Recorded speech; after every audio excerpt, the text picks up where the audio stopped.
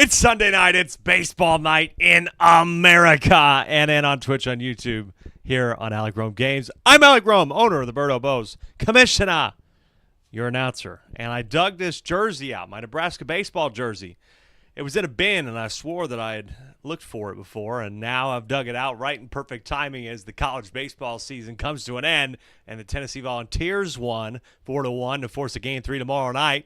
We are here as the SSSL, the Super Slugger Sim League regular season is starting to come to an end. It is week 19 out of 22. Can you believe it? We have played over 100 games of baseball, and last night's games were quite pivotal for some teams, and now we see 4 teams tied at 9-9 and 1 who was eliminated. Of course, as we always do, welcome in Dubin, Stephen Stone, Green Bay Peyton, Joe on YouTube, and everybody watching out there around the world.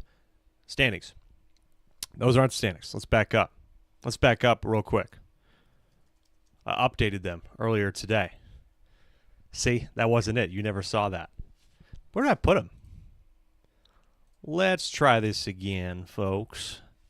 Anyway, I hope everybody's doing well tonight. I hope they got a little bit of rest. I'm glad that we did not run along with Game 3 of the Stanley Cup Final, or Game 7 of the Stanley Cup Final and Game 3 of the CWS. That would have been a bit of a rough competition. I wouldn't have blamed anybody for not making it tonight had that been the case. But, okay, now we update that.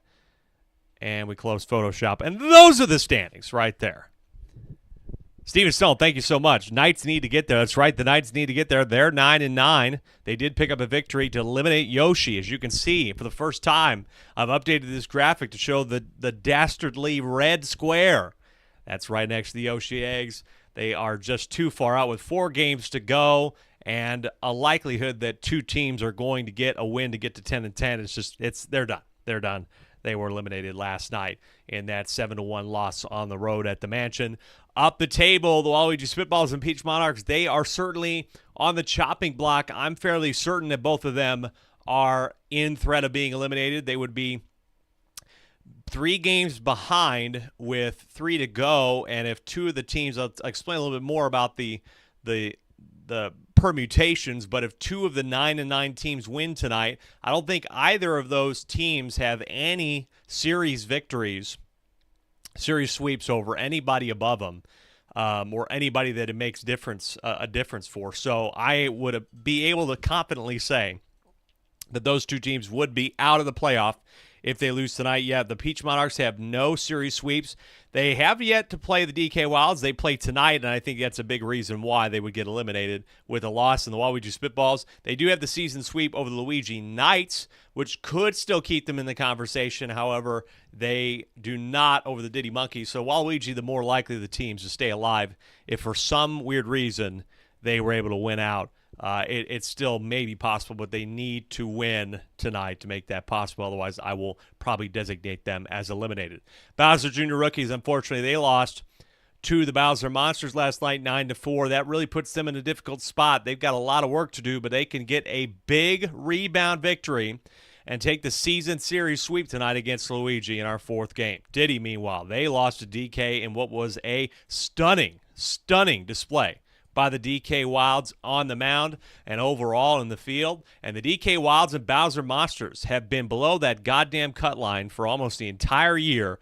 But here they are. They both have positive run differentials, and they are just a few games away from making the playoffs. And further up, Mario getting the 12-3 victory convincingly over Birdo, pushed Birdo down to the second spot. Wario taking back the first spot due to the head-to-head tiebreaker. I didn't note that with my little red T there, but they do have the head-to-head tiebreaker because they won 13-5 in the first meeting against the Birdo Bows. Then Daisy there in the 3 spot. Daisy losing to Wara last night. They're at 11-7, solely in third place. Those are your standings. Real quick, folks, we have game day 17.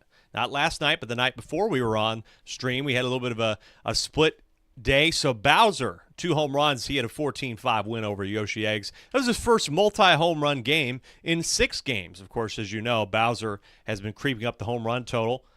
So he gets the first star. Dry Bones the second star, 5 for 5 with 3 RBIs, and that was ahead, then behind, then came back and one win over Luigi Knights at home, 12-9. King Boo's the third, 4 for 4 home run, walk-off versus the Mario Fireballs. That was an incredible game. And then you have Funky Kong with the honorable mention.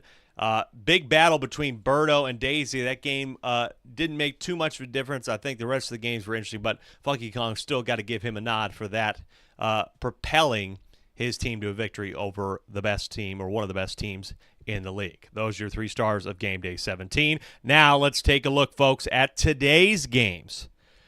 Tonight's games, big game. Starting off first on the Daisy Cruiser with the Daisy Flowers, who have only lost once on the Cruiser all year long. That was to Wario, of course. Lost the season series against them last night. They take on the Bowser Monsters, who they beat on the road after being down 6. They scored 13 unanswered, and they play again tonight.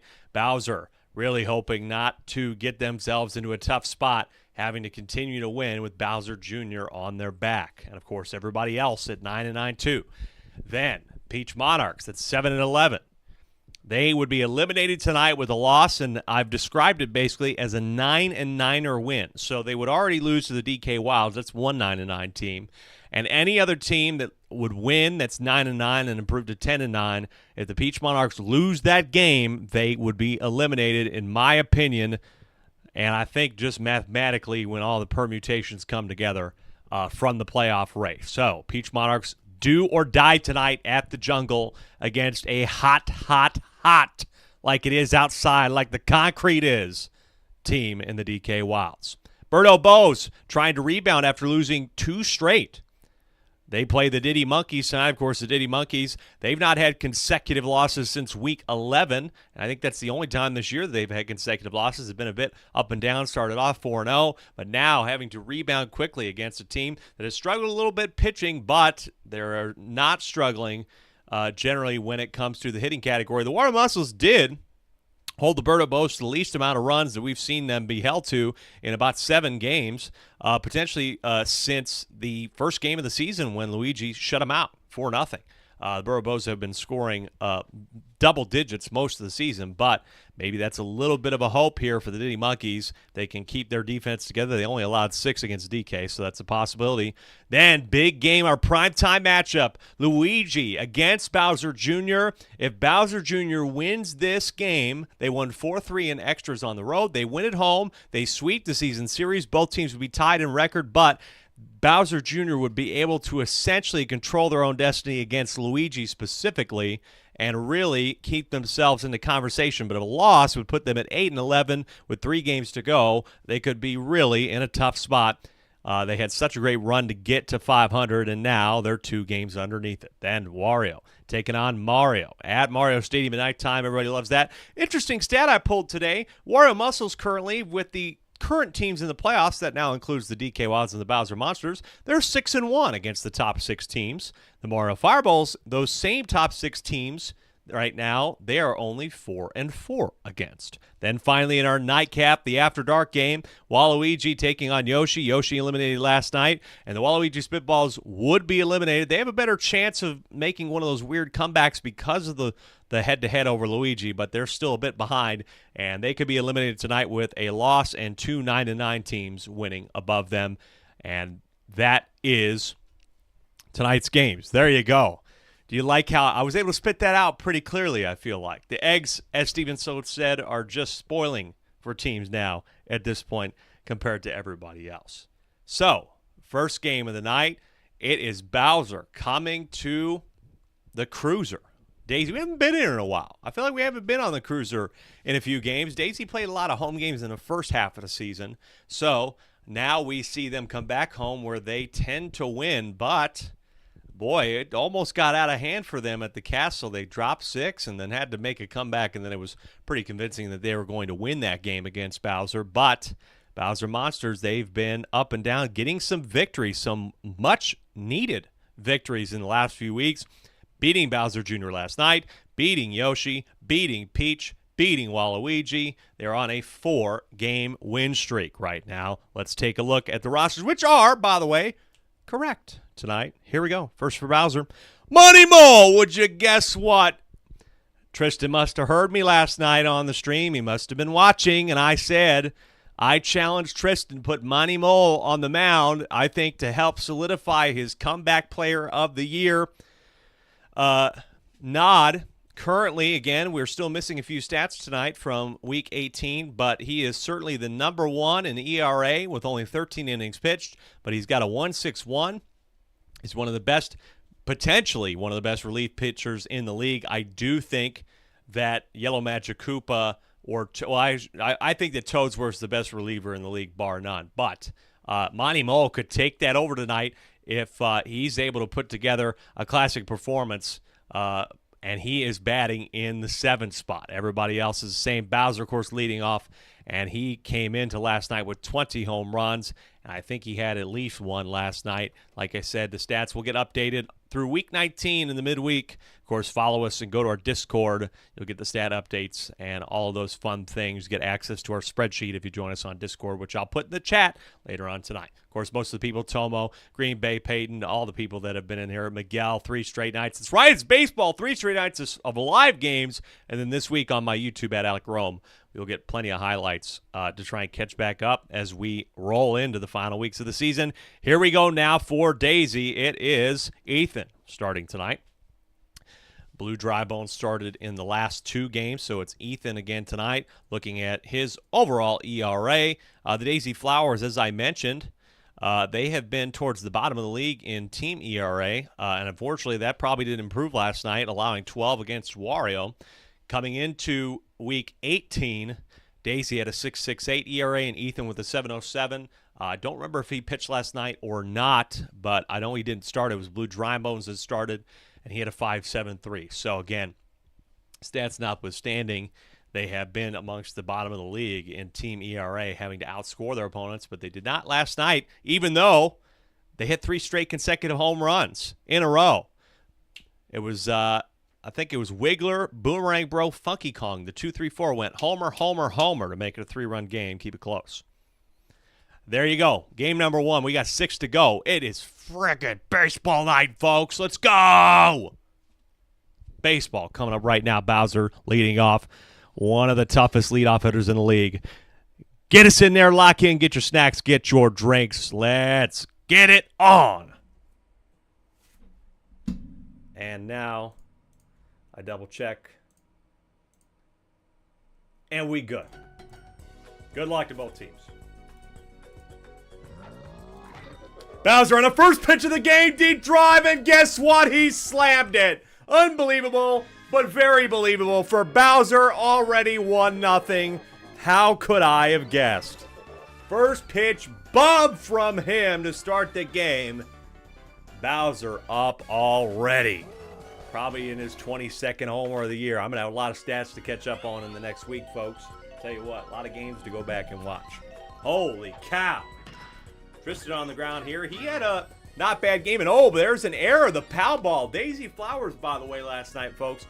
I said that they were a little bit confused, personally, with some of their fielding last night. It was not amazing. It was not great from them. So, hopefully they can shore it up here. But they've already allowed one, and along with the pow ball, with the error. 0-2 as Blue Toad tries to advance the runner. He swings this time. I don't know why he didn't just swing anyway. He's been a very solid hitter for the Bowser Monsters regardless. Hitting .656, so I don't understand why he needed a bunt. And he's got runners on first and second, does Blue Critter. Blue Critter with a high fly ball to left field, and the walls are short here. Wiggler's got to get over there. Toadette's trying to help him out, and it's off the wall. Where's Toadette going? Well, wait a minute, folks. Where the hell did Toadette come from? Came from short. What is she doing out there? That made no sense, folks. Bases loaded, and Blue Magic Koopa with an RBI, 2-0. Toad turning around, 3-0. And oh man, it's another one of these starts for the Daisy Flowers again. Here at home this time. Will they be able to come back like they did last time? But they certainly didn't want to put themselves in this type of hole this early. I can't believe what's going on right now already. Runners on first and third with nobody out. It's Boomerang, bro. For the Bowser Monsters. Both teams have a Boomerang, bro. He's going to line that out to Toadette. Double play. Good job, Toadette. Turning the 6-3. That will help get things together. CJ Will saying, try hard, Toadette. I would agree with that. She was really just way out of position. She was the cutoff person. She was all the way in left field. Daisy got that one. Good one to keep things close. Able to get the 4-3 to stop things and put a Band-Aid on it. It's a Band-Aid. 3-0 after a half inning, thanks to Bowser Jr.'s, or Bowser rather, starting off with a first pitch homer. Here is Blooper. Blooper with a ball on the ground, and the Bananas will not interfere with Blue Critter there at third base. 1 out. It's going to bring up Wiggler, who had one of those homers last night, and I was very happy to see that he showed his ability to hit those homers, but he lines out to short here. And Monty Mole right away has got 2 outs. Styles 5155, first-time chatter, I believe, for this channel on Twitch, says, man, I missed this game, and that's why we brought it back, my friend. Welcome so much. I'm glad you're joining it. 22-game season of CPU versus CPU simulated baseball. We had me and 11 friends draft these teams, and right now you're watching the Bowser Monsters, who are 9-9 at 500, trying to stay in a playoff spot against Daisy. Daisy being 11-7. They didn't get anything there so far. Hey, perfect through 1 is Monty Mole very early. Monty Mole is always a receiver of my criticism. That gets down. Wiggler can't get to this one. And Blue Shy Guy is going to have a double here to start off the second. Impressive from Blue Shy Guy. He has only had 1 double this year and bats .277 coming into last night. Very good from him. Now Red Magic Koopa pulling this one to right, but it's grabbed by Blue Dry Bones for the first. Blue Dry Bones again started the last 2 games. Now he's out right, and here he is again. Bowser just hit a homer on the first one. He takes strike 1 this time, though, looking for a different pitch. Ethan, this is critical to get him off this plate. And this is a high fly ball to right field. Will they get there in time? But they don't have chemistry, and it is gone again. Bowser's got a second one. They don't have any chemistry out there in right field. It's between Wiggler and Blooper. And so that means that ball's just gone to begin with. 4-0. 5-0 rather. Bowser. Just like last time, the Bowser Monsters take the lead. Ethan is getting out of here. Put in Daisy. Thank you so much, Styles, for hitting that follow button. Tomo asking, what's the beef history with Monty Mole? I personally just think Monty Mole has caused the Bowser Monsters a lot of issues this year. He's had a lot of errors, a lot of missed opportunities, and he grounds into a lot of double plays. He's just not very good. Monty Mole's average is .324, but I think he stranded a lot of players on base, double play to end the inning. So they're able to sneak out of it without any, I guess, doubling, but it's still pretty bad. 2-run shot from Bowser, his second of the game already. 5-0. We've had a couple 4-home-run games this year. I think Bowser might have had one of them. And, of course, the 5-home-run game from King K. Rool for the Birdo Bows. But very much, Bowser has an opportunity at that tonight. Of course, Funky Kong's not a stranger to hitting home runs. And so he leads off with a single here now for Boomerang Bro. Boomerang Bro. This is going to get down. This is down and right.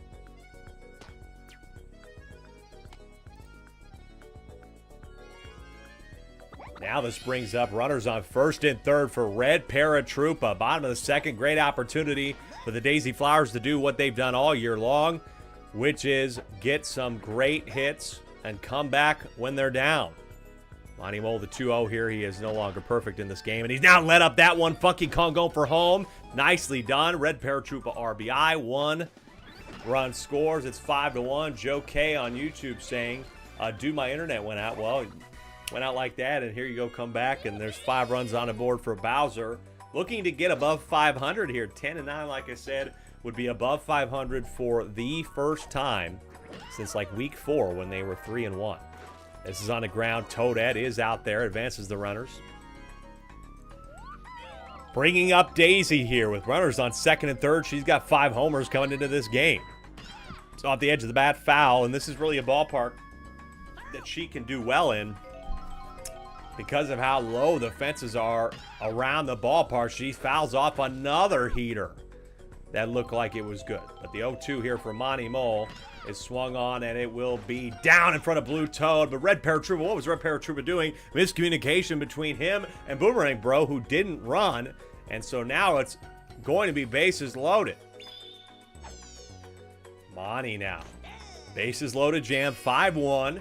With Ethan at the plate. He has homered this year. This is on the ground. It's grabbed by Red Magic Koopa for the 4-6-3 double play to get him out of it and not allow anything more. Monty's tired, but hey, he did enough. Through 2 innings, they've only allowed 1 against the Daisy Flowers, one of the better scoring teams in the league. Great double play to prevent any more damage. Now, 5-1 lead in the top of the third for the Bowser Monsters. Blue Critter with a hot one there to right. That gets past Wiggler as well. The tables out here on the deck during the day have really interfered with Wiggler and Blue Dry Bones. Wiggler's had a hard time getting around. I think that's a reason why they've been able to pull some of these doubles off. That's the second double a game for the Monsters. Now that's going past. Blue Critter thought about going to third, and here we go again. Monsters are loading the bases with nobody out for Boomerang Bro. Bases aren't loaded yet, but they could be if he hits a single. This is on the ground in the gap. Now the bases are loaded. It's like I predicted it.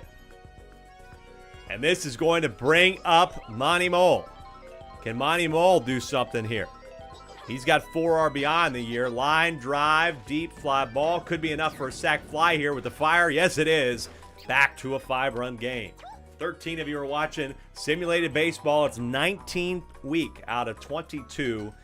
Each team plays the other teams once at home and once away. We are getting down to it. Top 6 teams move on to a playoff series. Number 1 and number 2 get a bye.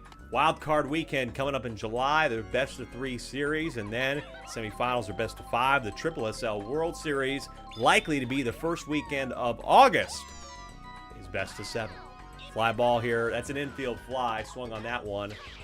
And, of course, not going to get anybody there. But Daisy, that pitch, you can't swing on it. I think she needs to use this star swing against Bowser. She leaves it over the plate. This one's pulled down. It's going to be an RBI single for the big man who has 2 homers, 3 for 3. It's 7-1. Parker, welcome in your Wario Muscles, top of the league once again. Tied with my Berto Bows, 12-6. And I'm sure he was happy about beating Daisy last night. Could have gotten bad there. 12-6. Oh, would have gotten Bowser. Threw it to home. Instead, Funky Kong could have been out at second due to the foul ball, and that would have been no more runs. Instead, we still have runners on every base, but now a fly ball here for Blue Toe will end the inning. So they let up an extra one they didn't need to. Daisy Flowers in a rough way right now. Their best comeback is 6, but they need to do it with 7. Stephen Stone saying Peach's Ice Stadium is the Polo Grounds. Green Bay Peyton's happy about Monty's Comeback Player of the Year resume. And, of course, Tristan saying very solid. Is very happy with Monty's performance. Maybe he can get through this inning. Line drive to center field. Grabbed by Blue Magic Koopa for the first out of the inning. Probably going to be it for Monty Mole here. Oh, no, he's going to stay in against Wiggler. Maybe he can get through the third. It is the first game of the night, Jacob. Welcome in. I'm glad you're here. And we are luckily, I don't need any CWS updates. I know we got a Game 3 tomorrow and Game 7 of the Stanley Cup. By God, folks, if there's any time to have 2 devices, 2 televisions, 2 screens on, it would be tomorrow night. Luckily, we're not streaming. Otherwise, you'd have to have 3. This is going to be down. Blue Dry Bones is going to get a single here. Keep the inning alive. Bringing up Funky Kong. Funky Kong here. First pitch, deep fly ball. He's hit a lot this year, and this will be another one. Homer for Funky Kong, cutting the lead here by 2.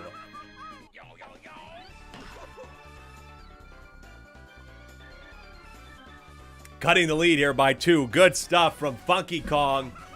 Second in RBI in the league this year. 8-3, as that's going to be it for Monty Mole. He lets up 3. Probably should have been pulled out. I think that's Bowser's doing. But now Bowser steps in hopes of being able to go the rest of the game. Boomerang Bro on the ground. That'll be the 6-3 to end this part of the inning. We head to, I believe, the 4th. I'm right. 8-3.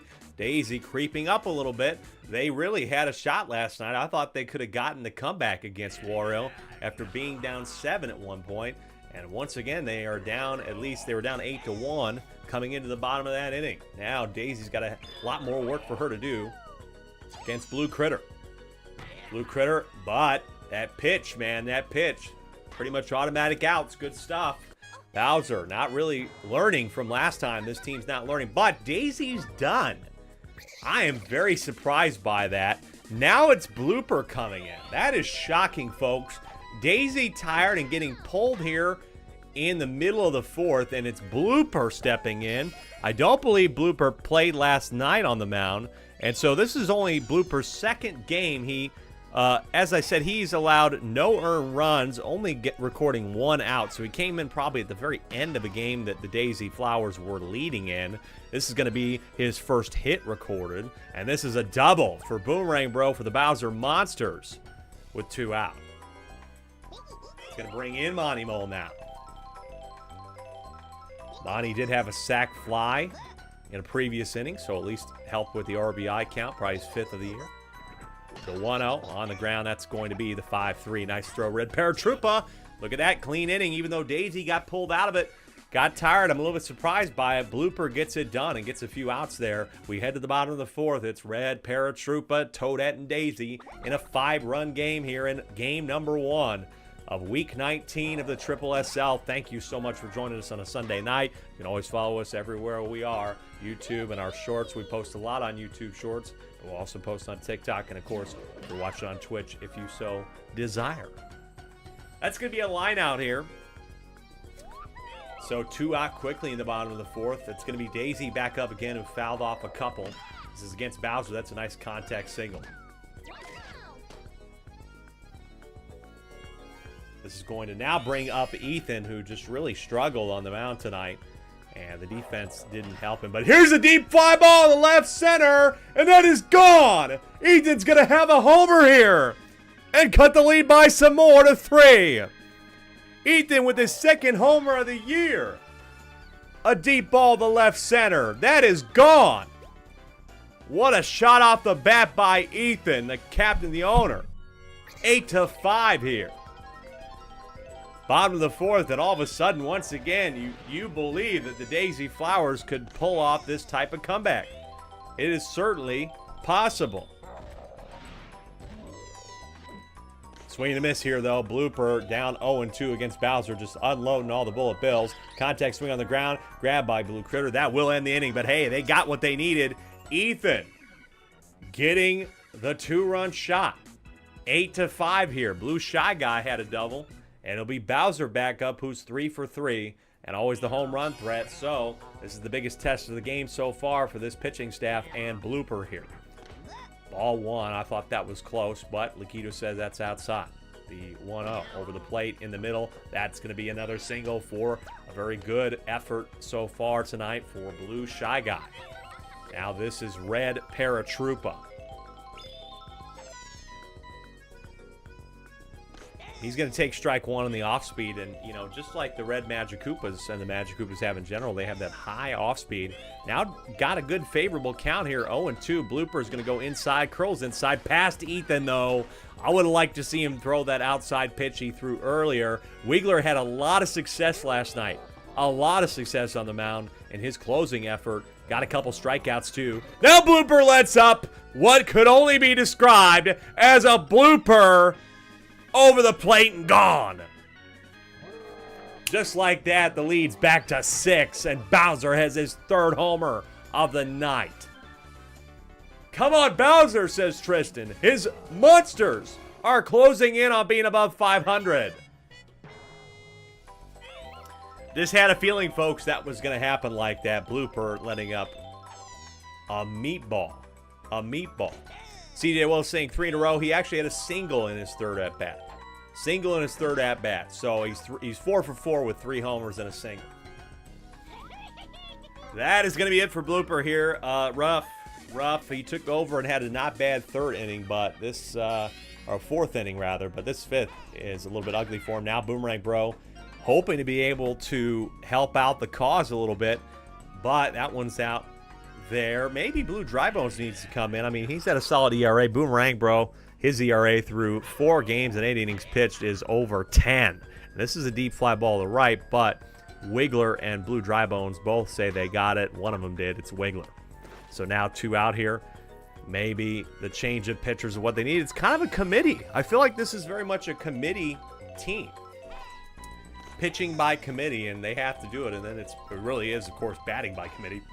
They have great offense together. This is on the ground. Toadette's got it despite the boot item. Nice grab for her.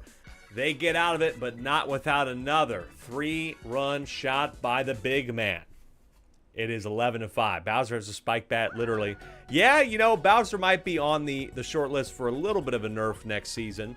Just maybe in his contact. Probably in his contact. But honestly, folks, I looked at his stats. His contact size for his power hit contact size is not very big. So he's just been on it. It's hard to beat it. Line drive, double play, getting Wiggler off the base too there. Top line drive for one of the better average hitters in the league. But hey, Funky Kong had a home run. But he doesn't have anybody on base to send home. And this is a pop fly to Tristan. Out number 3, we head to the 6th. Monsters on the road here. Only one team has beaten the Flowers this year in this ballpark. That's Wario. And Wario, of course, won the season series. 11-5 after 5 innings. We head to the 6th. It's Boomerang Bro on Boomerang Bro. Violence here. The 0-1. That's a nice fly ball to center. And again, the table is going to interfere with Wiggler here. That's a single. Those tables are just really, really difficult, man. There's no 2 ways about it. You have to really look around. Tomo asking who's on the list to get a nerf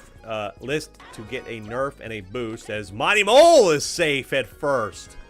So that goes down kind of as a fielder's choice. Unsuccessful double play. Strike 1 here on Blue Shy Guy. I have a list going that I'll probably release. I'm still kind of tinkering with it, and I'll kind of want to see what happens. That is a 4-6-3 this time. Successful on the 2nd attempt were the Flowers. Nothing there in the top of the 6th. It's going to be Boomerang Bro, Red Paratroopa, and Toadette due up. But I should be able to release that list, Tomo, here at some point with some proposed Season 2 stat changes. We did do a few stat changes that were in line with kind of helping out some of the lower end, but even then, there was a couple characters this year that might need just a little bit more help. But I do expect, you expect that there's going to be some players that need to be down in the 300s. This is going to be a nice grab, though. Double play easy all day by Boomerang Bro. They're 6-3. Now it's Toadette. Bottom of the 6th here. Daisy Flowers are down 6. They were down as much as 7 in this game. Toadette with a nice single there. But luckily, I've been happy to see that even some of the side characters have found a homer here and there.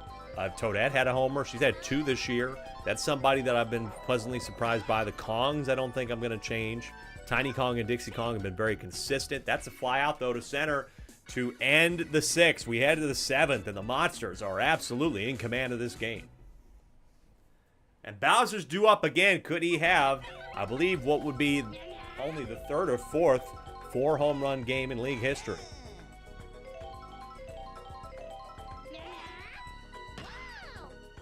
Starting off with Red Magic Koopa, he grounds out easy 6-3. Now, this is critical. I mean, if there's anybody you need to get out, it's going to be Bowser here, but that is easier said than done. 0-1. Doesn't swing at the first. Now I would keep it off the plate here, but he's going fastball, and he fouls it off. So this is very advantageous here. I would not throw it over the plate. You're 0-2. You might as well go inside. Instead, he throws it absolutely over the center of the plate, and it's his 4th home run of the game. Bowser with a 4-home run game tonight. Tying a couple different players. It's only happened a few times in SSSL history. Bowser absolutely putting a move on Daisy tonight. 12-5. That brings up Tristan here with nobody on the base path and 1 out. 7-run lead for the Monsters. They are 3 outs away from going to 10-9 and being solidly still in the playoff spot with 3 games to go. Meanwhile, Daisy, they would go to 11-8. I don't expect them to fall out of the playoffs with 3 games left to go, but they would like to get a couple victories here. They also have to worry about Waluigi. Double play will end the inning. They lost to Waluigi. That was one of the biggest upsets of the year, Waluigi beating Daisy 10-8. And so they can't do any slouching in the last 3 games of the season. They have 7 runs they need to accrue here to tie or 8 to win in the bottom of the 7th. Here's Ethan. Ethan had a homer. Only his 2nd of the season. The 0-1. It's going to be a single. Good way to start it off. He's on base. It's going to bring up Blooper. This is the important one here. I think if Blooper gets on, watch out. It's the same 3 people that hit homers back-to-back-to-back last night. Swing and a miss here from Blooper. Strike 1. On the Bullet Bill. This is... Oh, it's grabbed by Red Magic Koopa, and that's a double play. And they're down to their last out here in the 7th. Threatening to be the 2nd time all season long that Daisy will lose at home. Shocker, to say the least. Wiggler, he's just trying to go yard here. But he swings and misses on the Bullet Bill. Strike 1. Will he stay aggressive? Yes, he will. The 0-1. Is on the ground in the gap grab by Red Magic Koopa, and the Bowser Monsters have defeated the Daisy Flowers on the road in quite good fashion. They got the lead and never relinquished it. Kept them at bay tonight, and they get the victory. Nice job. Tristan, your team is above 500. 12-5, the final score. Well, there we go. One step closer to the playoff. Tristan and the Bowser Monsters. Look at that. Right back in it, baby. And very much solidly in it. And they have plenty of other teams at 9-9 tonight that have to play games.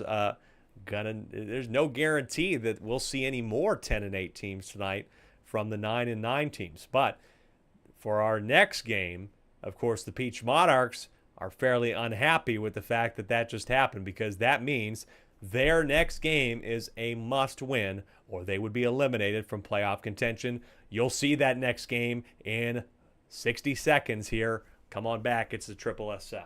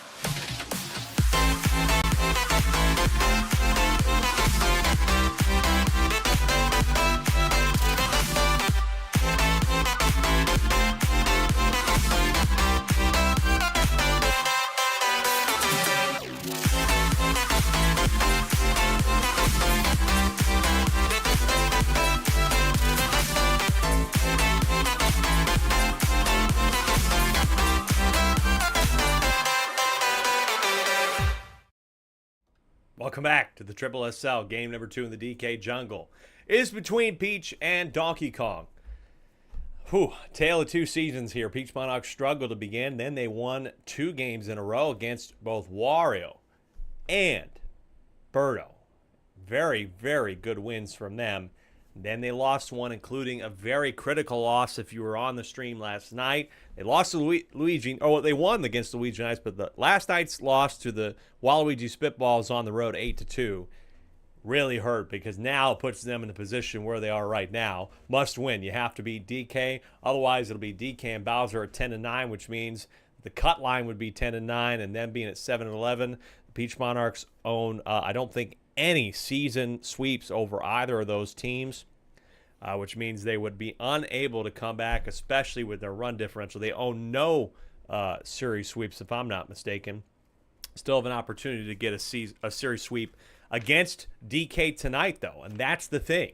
If they do win tonight against DK, DK dropping to 9-10, and all of a sudden them being at 8-11, that's very much possible. They could maybe hop them, but they still have a lot of work to do, especially in the run differential department where they have been certainly outscored. They've tried to improve in that department, and they have, getting these victories. But again, overall, in the run differential department, they are among the league worst, still sitting at a -55. That is second only to Yoshi. Of course, they got eliminated last night. But, so yeah, we have all those things stacking against the Peach Monarchs. But if anybody can do it, it could be them. And who did it? The DK Wilds did it. 8 of 9. The league's hottest team since the All-Star break. Unbelievable to think that Peter's DK Wilds have put themselves in a position to get to 10-9, above 500 for the first time this season, all season, with just a couple games to go. It's not how you start, it's how you finish. There have been so many moments where Peter and his DK Wilds have felt the mana of getting huge victories, including victories against Wario, almost beating Birdo. They've pulled off multiple different upsets. I think they might have beat, I don't know if they beat Daisy yet, and they might have to play Daisy. Yeah, they did get a victory against Daisy at the Jungle. So, impressive stuff from them. They play here at the Jungle tonight. Here are the lineups. First, starting off with Peach. It's Blue Critter again tonight. It's been a bit suspect, but that's who they've gone with. Pitched last night. Let's see if he can get it under control and have a better performance against the DK Wilds, of course, who had 6 runs last night, and a couple, I think, might have been 1 home run from DK and a home run from Yellow Magic Koopa right off the top of the wall here in this ballpark, which really sealed the game. And, of course, the impeccable pitching. But this team, you still have the green dry bones and dry bones. They are in the correct spots, folks, tonight. I did not switch them around, but as I said, I don't think it would have made a difference last night. They are still batting incredibly well, but you're going to need them to perform just as they did a couple weeks ago in a victory against Luigi. And, of course, Blue Pianta will have to sweep things up in the cleanup spot and get those homers. Now for the DK Wilds. It's Donkey Kong. Brown Critter's done, but Brown Critter went a long time last night and put up what was, I believe, a league record when it came to a perfect inning stretch. He was able to get through, I think, to 5 innings, and I think only let up just 1 hit. Could have had it perfect through 5. Maybe he tied King Boo for the Diddy Monkeys, but what a performance from him last night, and DK came in and swept things up. I think last night was legitimately, folks, the least amount of hits allowed in a game by any team this season against the Diddy Monkeys, and that includes even some shutout games. We had Luigi Knights get shut out by the Yoshi Eggs, and I think they hit more, but it was just so good. And so the DK Wilds have been able to rely on these two to get them to the spot they're in right now. Here we go, second game of the night. Big, big, big one. Peach Monarchs, it's do or die, win or get eliminated. DK Wilds are trying to now, especially with Bowser winning, stay in a playoff spot. Here we go in the SSSL. DK drew the away spot here. Good luck to both these teams. Let's go. Here's to Yoshi, definite candidate for comeback player of the year. He's been very consistent in the hitting department. Probably hit about 400 since he went 0-10. 400 or better, but he ends up lining out here for the first one. That's much to the liking of Jeff and Grisel, the ownership group G&G. They were watching F1 today. I golfed with my buddy Jeff this morning. That's over. A nice hop by Pink Yoshi to avoid the green shell. Baby DK, though, has been one of the better the best hitting baby in the league by far. Almost had a homer in this ballpark last night. Just ended up hitting the bottom part of the top half of the wall, if you get what I'm saying there in center. 0-2 here on Yellow Yoshi. Line drive grab by Jeff. Nice double play. Cleans it up, and after a half inning, nothing here for the Monarchs. Good stuff. Much better start from Blue Critter than we've seen him have in some efforts this season. After just a half inning, nothing. We head to the bottom. It's Pink Yoshi and the Dry Bones. Dry Bones so consistently get on base at first and second this year. I would not be surprised. DK. I'm honestly surprised at DK's ability to pitch. 0-2 DK against Pink Yoshi. Line drive grab by Yellow Magic Cooper for the first. I just did not think, because he didn't have a lot of curve, it's all heat from DK, that he would struggle pitching this year, but he has found form in an incredible way. Heading up into last night's game, he had 3 straight games in a row without an earned run. He ended up letting up, I think, a homer last night, if I'm not mistaken, which broke that streak. But just an incredible stretch of games from him on the mound. And this could be a flyout. Look at that. 1, 2, 3. You're out. Perfect first for Donkey Kong. And this incredible stretch from this team continues. 0-0 after 1. Here's Peter. Peter went from being pretty damn depressed about his team to, I'm sure, watching this game with great intent. Hoping, crossing his fingers, that his DK Wilds can get above 500 tonight. That's on the ground. Wow, close one in front of Baby Peach. Would have loved to seen a replay on that, but Lakitu calls that a fair ball. And so Peter is aboard here with nobody out, and will be Yellow Magic Koopa. No, that one is out. Baby Peach got to that one. Good play. Good effort from her so far. She's been a bit suspect sometimes out there in right field, but I like the hustle from her.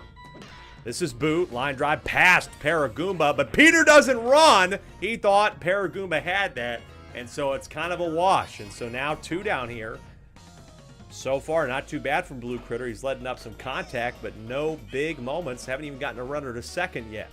The 0-1 for Yellow Shy Guy is one right off the edge of the bat. Paragoomba able to get to that in time, and they're out of the inning unscathed again. We head to the bottom of the second. Still scoreless. It's Blue Pianta and Blue Critter due up in this, as well as Paragoomba. And, of course, the Peach Monarchs, these are the guys you need to do well. Pianta with 3 home runs this year, but Blue Critter finding just his first home run of the season for this team last night in the loss against Waluigi. But ending up grounding out there is Blue Pianta. 1-3 for the first. Now Paragoomba. This is a nice single from Paragoomba, who really has been doing not too bad. Batting about .339 will get you a hit here and there when it's needed. And, by the way, 10 RBIs, which I think is incredibly impressive. Heading into last night, Blue Critter due up now. Line drive. What a throw. What a throw for the double play. Yellow Shy Guy slinging that over there to first base. I thought that he might have had a chance of getting back, but no siree. After 2 innings of play, nothing. Here's DK in the top of the third, who hits a lot of homers. It's a high fly ball to right center. Do they have any chemistry? Will they get it? They will not. It's gone. Donkey Kong with a homer. What a hit. Donkey Kong and the DK Wilds finally get the first score of the game off Blue Critter here in the third. It's another Donkey Kong homer like he had last night. 1-0. I think that might be his 10th of the year. Now Brown Critter. Brown Critter has been keeping pretty nice pace. This is another fly ball to that same spot. Looking like it's not going to get there, but that wall is a little bit shorter. Baby Peach has got it underneath it for the first out here in the bottom of the third. 20 viewers, folks. 20 viewers across YouTube and Twitch. Thank you so much. If you're joining us for the first time, make sure you subscribe and like on Twitch and YouTube. Ooh, got some ringing in my ear all of a sudden. Ah, there we go. Relax. Until Yoshi gets a single there. Green Bay Peyton Peach doesn't have chemistry with her baby self. No, which is surprising to me, or at least I thought that she did. Double play there to end the inning, so they do get out of it with only the DK home run making the difference. And so we head to the bottom of the third, 1-0. I thought she did, but I'm a little bit confused. I thought she did, but maybe not. Whew. On the ground here, 4-3. Jeff starts off the inning with an easy ground out.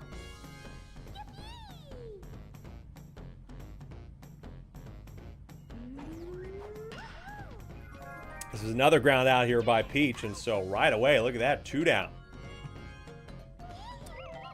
I don't think DK is perfect, but DK has certainly been doing pretty goddamn well. I think he probably let up a hit in the second, if I'm not mistaken, folks. This one's on the ground. There's the 1-3 to end the inning. Just like that. There's a 1-2-3 from him. Somebody will have to confirm. I'm pretty sure that they got a hit out there in the third, but maybe not. He could be perfect. Somebody go back and let me know. DK might be perfect through 3. This might be the second great streak tonight. Now Yellow Yoshi's going to lead off this inning with a double for the DK Wilds here at home. Whew. All right. That was weird. I had my ear like ring for like 5 seconds and then it just went away. Very strange. Very, very strange. Runner on second there, and Peters got himself a single. He ended up getting caught out, unfortunately, in his last at-bat after getting on base. But now, Yellow Magic Koopa with runners on first and third and nobody out in the top of the 4th. DK Wilds are in a very good position here to add to their lead. Swing and a miss, though. Strike 2. Good pitch from Blue Critter. Now crowding the plate is Yellow Magic Koopa. Gets on the inside, past Paragoomba. But Yellow Yoshi didn't want to run, and Peter gets caught out at second again. This time the victim of the pow ball, and so that's the first out. And now here's Boo. They only get the double play to get out of this.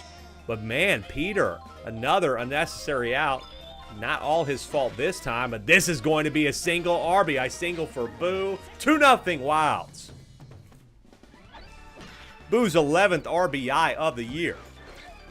Green Bay Peyton saying Paragoomba got on base in the second, and that spoiled the perfect game. But DK's done. He still had an immaculate, or well, no, Blue Critter is done here, but DK's had an immaculate game so far, and he's had a couple complete games, so I don't expect him to be done anytime soon. But Blue Critter did a fairly good effort getting through 3 1/3. It's 1-1 here, and now Peach steps in to try and get them to at least the 7th, and maybe Baby Peach can close it out, but problems are arising here.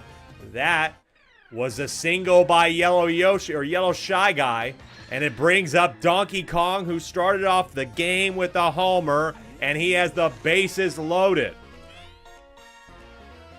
The 0-1 pitch to DK is on the ground down the middle. 3-0. DK's 2 for 2 with 2 RBI.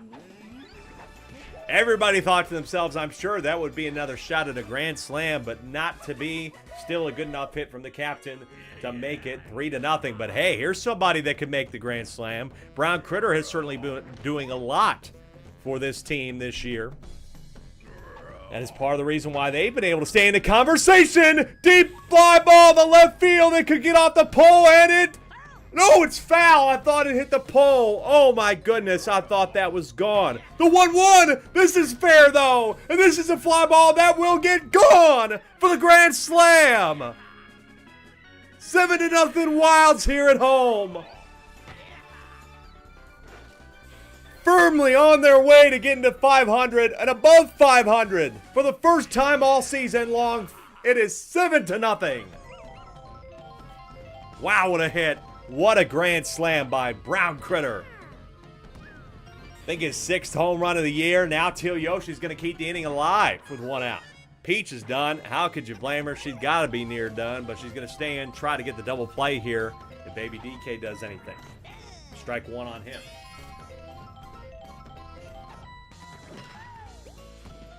Oh, Paragoomba jumping when he didn't need to jump and jumps over the ball. So, now here's Yellow Yoshi, who started off this inning with a double. Green Bay Peyton saying, and GG's. Great slam, says CJ Willis on YouTube. And look at Yellow Yoshi loading the bases. That's past Baby Peach. She didn't get to that one. She's hustled well today. Now Baby DK going for home, and it is a 9-0 game. Throw it just barely not in time. That is it for Peach. The Wilds are killing it again here at home. Peter here with a runner on second. The inning is not over.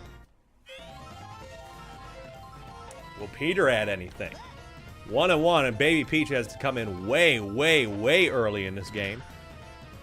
That's going to be a line out and a double play. They do finally end things there. Baby Peach, nice job to get those 2 quick outs. But an 8 spot for the Wilds. It's 9-0. And the Monarchs have struggled today against Donkey Kong. Now they get a second try. 4-3, though. Pink Yoshi, nothing again. Wow.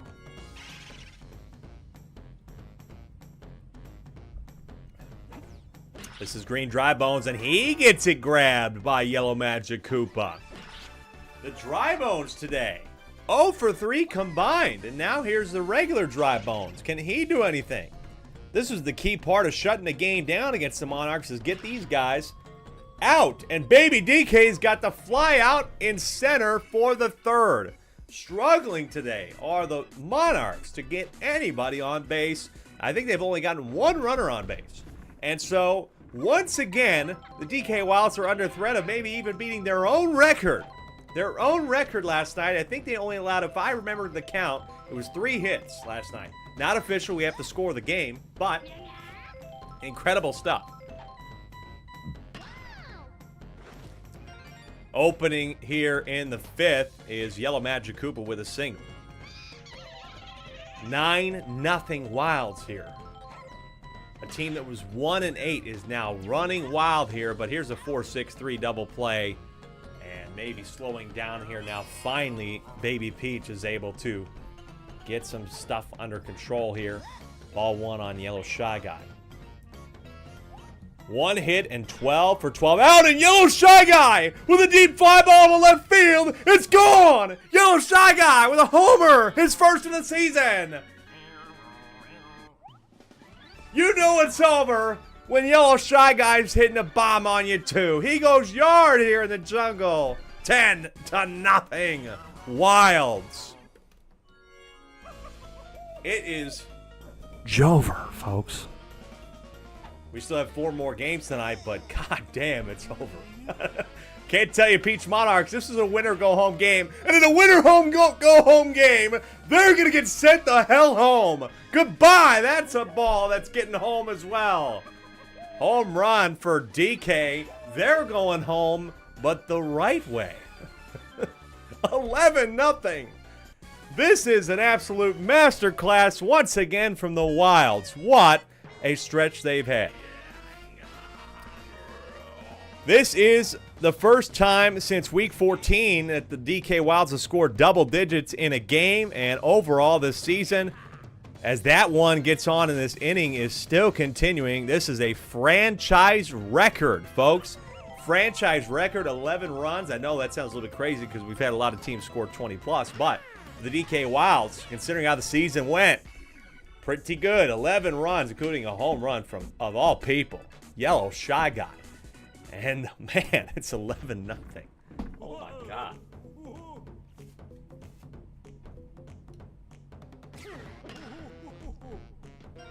Blue Pianta finally gets the second hit of the game for the Monarchs.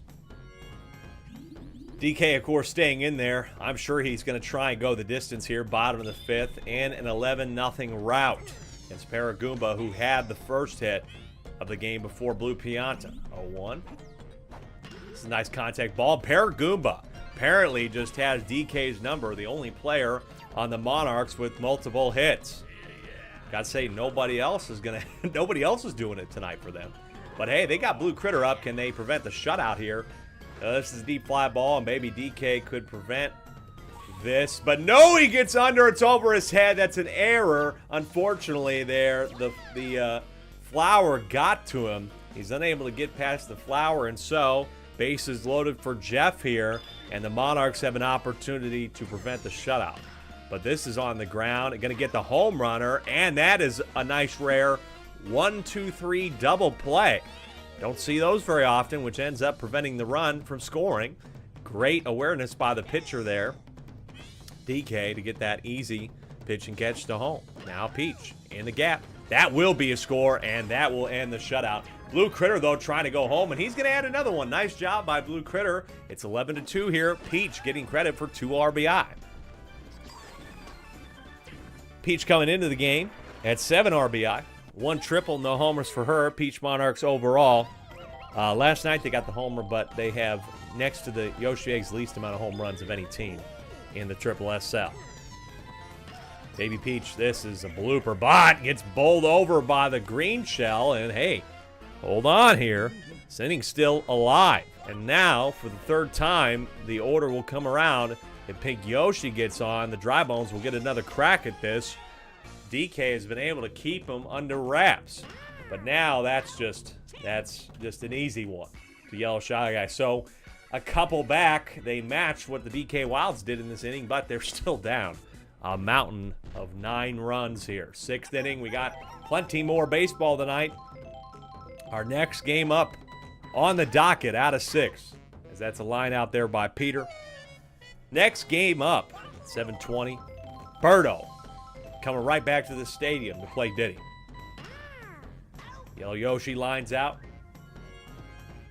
This is a good stretch from Baby Peach, folks. You got to admit, she really got the game under control here for the Peach Monarchs. I don't think she's allowed to run, or if she did, it's not been very many here. Line drive here by Peter. That's caught. Oh, no, it's off of Peach's noggin. Off of Peach's, just straight off her crown there. And so Peter's aboard and on second with 2 out. Baby Peach is done. I would like to see her continue pitching, but it's going to be Dry Bones here now. And the Dry Bones have some curve. They throw some nasty stuff. 1-0. 1-0. This is a star swing by Yellow Magic Koopa that gets down. We got runners on the corner still here.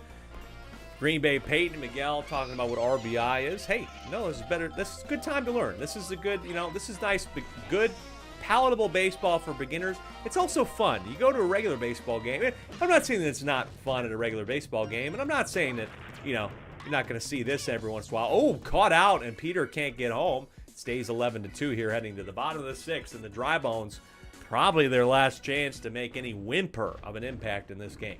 But this is very palatable because it's kind of like softball. If you like this stuff, I highly recommend, folks, softball. Softball features smaller field like this, good pitching. You can have some great pitching from some great athletes, but as well as some great hitting and plenty of home runs. Women's College World Series this year, and Oklahoma winning their 4th straight national championship. That was a very entertaining Women's College World Series this year. And Florida almost knocked them out of it. But I had a lot of fun watching that this summer. Of course, we got the Men's College World Series tomorrow, but you all of a sudden realize that, no, we're not seeing 40 runs or 40 hits in a game when you go from this to regular baseball. Dry Bones with the fly out there to left for the 2nd. Now here's Blue Pianta. And once again, now Boo stepped in here, folks, by the way, to pitch. DK getting through a very nice stretch. But, folks, I think this is the first night all season long. I don't think Green Dry Bones had a hit there either because he got an out. So the Dry Bones, folks, collectively 0-6 for 2 guys batting .600 or better. The Dry Bones, as a collective tonight, go 0-6 for the Peach Monarchs, and that spells doom on their season. They have 3 outs to go and at least 9 runs to come back from, or they will be eliminated from the SSSL playoff race. And Yellow Shy Guy continues to do well tonight. He had his first homer of the year, adds on a single. This guy has already had 2 homers. It's Donkey Kong. Swing and a miss, though. Nice pitch. See how that one curved in and out. Tough one.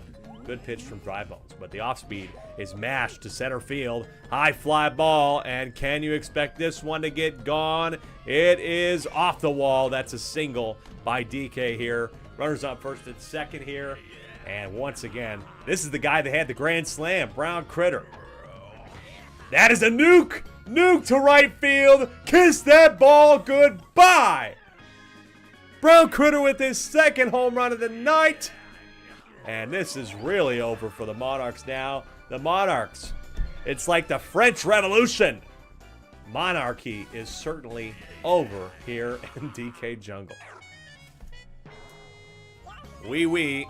Dry Bones is just trying to get out of this game without it being even more of a blowout than it already is.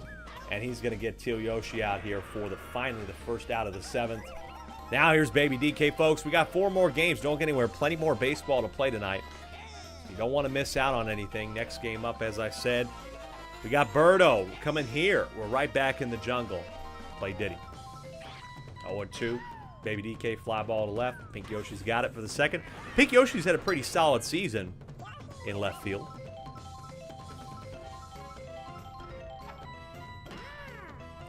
Thank you, Green Bay Peyton. Appreciate the understanding. Miguel Martinez said, we got to find something to talk about considering how close this game is. Look at this, because the error in center. Yellow Yoshi is on second again. Now brings up Peter here. 14-2. Wilds are just absolutely all over this game. Pow ball coming here, and that's over the head of Blue Pianta. And the Pow ball causing more damn issues in this league than I think anything all season. Pow ball is a brutal, brutal item, I tell you what. Yellow Magic Koopa's had a homer in this ballpark last night. It's at the wall, and it's grabbed there. Blue Critter getting up on the tree root there, or root, as we might say here in the Midwest or the South, I guess. Folks, unbelievable stretch once again for the DK Wilds. Incredible pitching, absolute monster hitting. They are up 14-2 with 3 outs to go. Foul off by Blue Critter. Once again, I cannot stress this enough. They will have won 9 games out of their last 10. Here's a deep drive, though. Blue Critter has first homer of the night last night, and he's going to have his second tonight. Homer from Blue Critter here in garbage time to make it 14-3. Good for Blue Critter adding on to the home run totals this year. I'm sure as evaluations will begin about what happens next season, Blue Critter trying to prove maybe why he deserves to stay or deserves to be drafted. Again, you could draft a couple different copies of some of the players, the ones that could naturally appear in more than once in the Mario universe. So the Shy Guys, the Magic Koopas, the Critters, Yoshis, things of that nature. We have multiple teams with copies, at least one copy of a lot of the colors, because canonically, there are multiple Yoshis, multiple Shy Guys, you know. We see a lot of them, multiple Koopas, things like that. 2 outs here, down to the last out. Last out of the playoff race for the Peach Monarchs is a line drive, and it is grabbed by Yellow Shy Guy. The DK Wilds are 10-9. Winners of 9 out of the last 10 and 5 in a row. It is so on for them right now. They still have 3 games to go. Let's not get out of proportion here. They got to take care of business. But holy hell, what a game. 14-3 the final. Congrats, Peter. GG's to Jeff and Grisella. Your team is eliminated from the SSSL. There's just no way. They've now just added another 11 runs negative to their run differential. They ain't coming back from that, folks. Not coming back. They needed to beat DK tonight to have a little bit of an edge over any team at 9-9. It's over. It's over for them. GG's, and I'm sure they'll be looking towards next season. Had a tough draft. Admittedly, they got a lot of their picks stolen by me. I stole a lot of their picks, apparently. But that's just how it rolls, man. That's how the cookie crumbled. We head on, and maybe they'll be back next season to try again, maybe with a different captain. We'll find out, and we're going to find out what happens in game number 3 when we come back on the SSSL. Give me about 2 minutes. Got to run to the bathroom. We'll be right back. Enjoy some music and keep talking.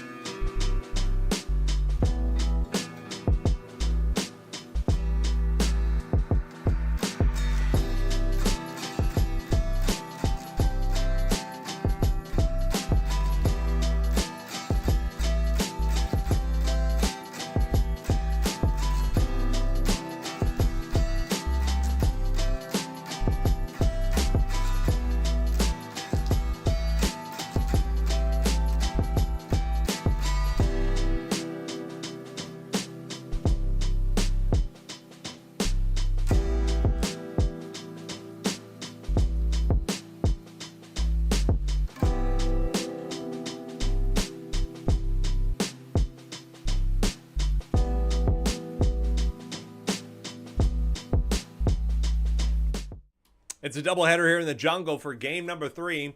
Birdo coming right back into town, where they've had some troubles here at the jungle. Last time they were here against DK, they had to come back in the last inning by 4, I want to say, to beat DK. And now they had a little bit of trouble against Diddy the first time.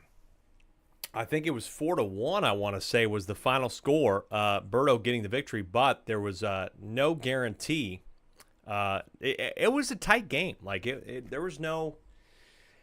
Birdo was not the same Birdo we've been getting used to that are hitting 10-plus runs and bombs and homers and homers. It was one they had to grit out. In fact, they followed that game up. I think the previous game was them putting up a big amount. What was it? I mean, going back. Yeah, they put up 23 on Mario, and then they could only do 4 against Diddy. So this bodes well for Diddy, but the pressure's on. 9-9, having lost to DK last night. They now just watched DK win in convincing fashion tonight, which means they need to get a victory. Bowser gets a victory tonight to go above 500. DK gets a victory to go above 500. Losing tonight would, even though it be a 1-game difference, feels like a big mountain to climb with 3 games to go. That would hurt big time, so they got to keep pace with the rest of those guys here by getting a victory. Starting off first here for the Bows, it's Red Magic Koopa. Red Magic Koopa will start tonight on the mound. Oh, sorry, folks, parched. Red Magic Koopa and this overall pitching staff, they've had some troubling performances, especially in the beginning parts of games. Couple games in the last few weeks, they have just been unable to keep it together and letting up big amounts of runs. They've let it up to Daisy. Of course, they had some trouble against Wario and then Peach. They've had some tough outings, so these two who were considered amongst the best in the league now have skidded a little bit. And they need to get this thing back under control. Maybe they will. And, of course, they have the offense. It's Critter, King K. Rool, and Red Critter, but they were held to 3 runs last night, so that doesn't really help your prospects. They really need to continue to get back into form like they did in the previous weeks. Now for Diddy. King Boo pitching for the 2nd straight game tonight. King Boo has had some very solid outings, including, I would say, what was a solid outing against DK. He did his job and was able to maybe only allow 2 earned runs. I mean, hey, you pretty much did what he needed to do. It was the offense that did not come in and do anything to help him out.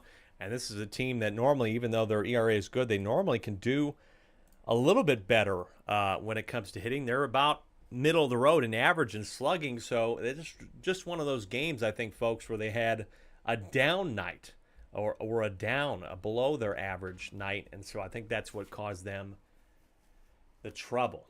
But let's see if they can do it tonight. And, of course, Boo going out there to left could leave left field open for a lot of bombs. We'll see if it works out. But Birdo and games against the Kongs have not been easy. Let's see if it is another difficult one or it could be another Birdo Bows classic tonight. Of course, Miguel Martinez will certainly be hoping that the greatest show on dirt shows up for the Bows. Here we go, game number 3 out of 6.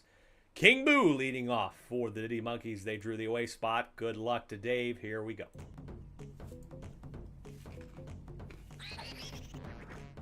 First pitch is on the ground. Grabbed nicely by Gray Shy Guy at first for the first out. So King Boo out immediately just like that. Brings up Red Koopa. And he fouls one off here to the left. Sorry, folks. Got to eat a little bit.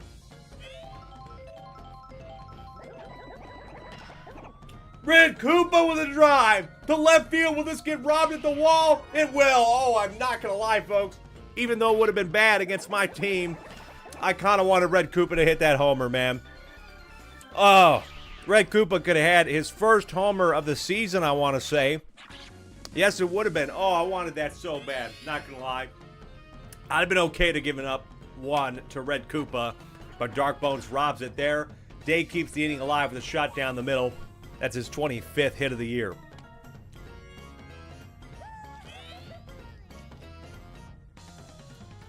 Now this brings up Green Hammer, bro, folks.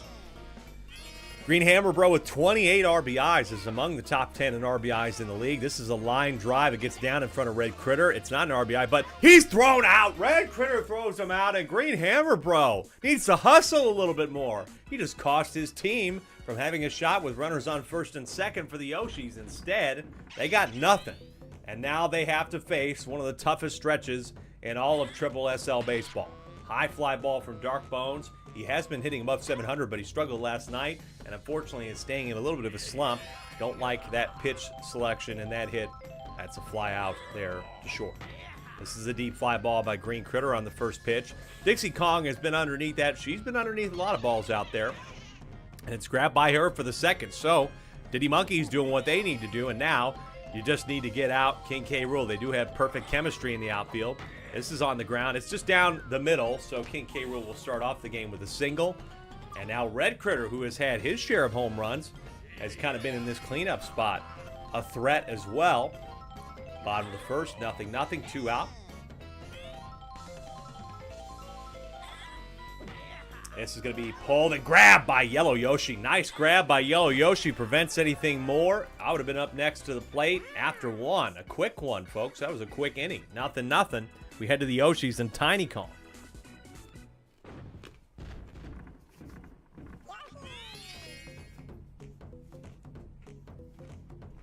Here's Yellow Yoshi.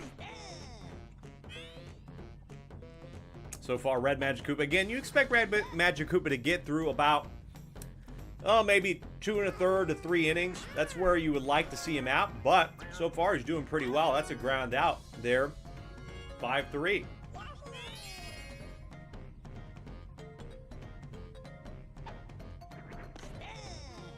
Strike here on Blue Yoshi. Allowed the hit to Dave here in the first, but able to get a lot of batters out. And there's another one. Line drive to Green Critter. Brings up Tiny Kong. Nice grab by Green Critter there at short. Birdo's been a very solid second baseman herself. Misses a ball here and there, but still can grab some of those ones out of reach. Nice pitch on the left edge for a strike.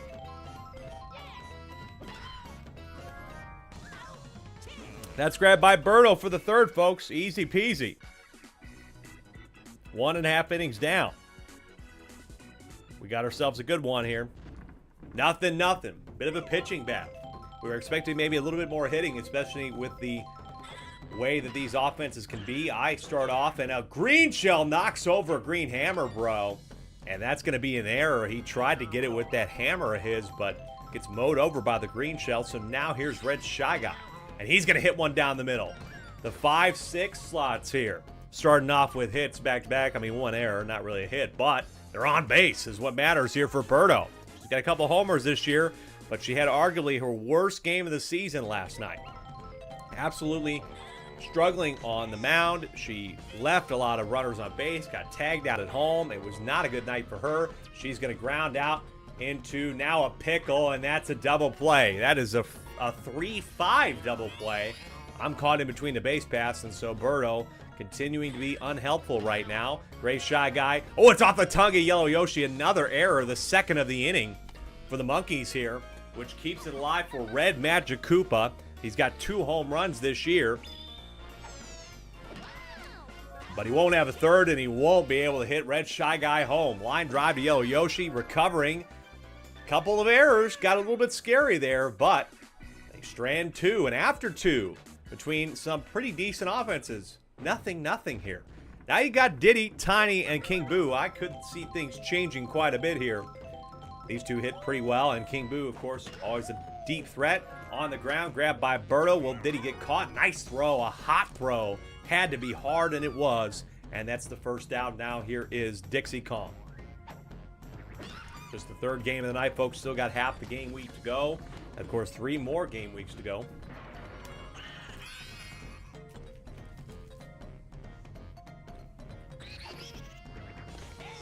King Boo takes strike 1. Critical at bat for him. Deep fly ball to right. King Boo. Will we be there in time? We are not in time. Over his head. Opening the scoring. King Boo. King Boo might have had a homer last night. Could be his 9th of the season. And opens the scoring at home against the Birdo Bows. 2-0. Here we are, kind of as I predicted. Red Magic Koopa getting tired here in the third. Red Koopa almost opened the scoring with a homer to left, but it got robbed. 0-1, line drive to Berto for the second. Red Magic Koopa will not. I was hoping he'd be able to get through this at-bat against Dave, but Berto will step in here. She's going to need to go a few. We did see some of the rest of this team begin to pitch. The Shy Guys start to contribute, the Critters. In King K. Rule, line drive by Dave to center, gets down, and he's got his second hit of the night. This is going to bring up Green Hammer Bro again. He did hit one hot on the ground, but this time this is a line drive fly ball to me in center, but I got it. Not off my head. I've got it in the glove, and we were able to prevent anything more, but King Boo, 2-run shot to right is the difference. Top of the order for the Bows coming back up again. They get their second chance to tie things up. Dark Bones, as I said, in a slump. Not great hit to start off. The 0-1 on him. That's pulled in between short and third for a single. Good stuff there. Dark Bones much better at that at-bat. Now Green Critter. On the star pitch, it's fair for a single and going to be more. It's going to be a double here because of the boo item. Dark Bones is going to be at third. There's nobody out for this man. Home run leader. Bowser did catch up to him, though, in a big way tonight, so he has some work to do. Star swing, star pitch. Here we go, but that's a fly out. And the POW item, though, it's enough for a sac fly here to get Dark Bones home. But King K. Rule, folks, I think he's going to be behind in the home run race after the night. I don't think he had any last night.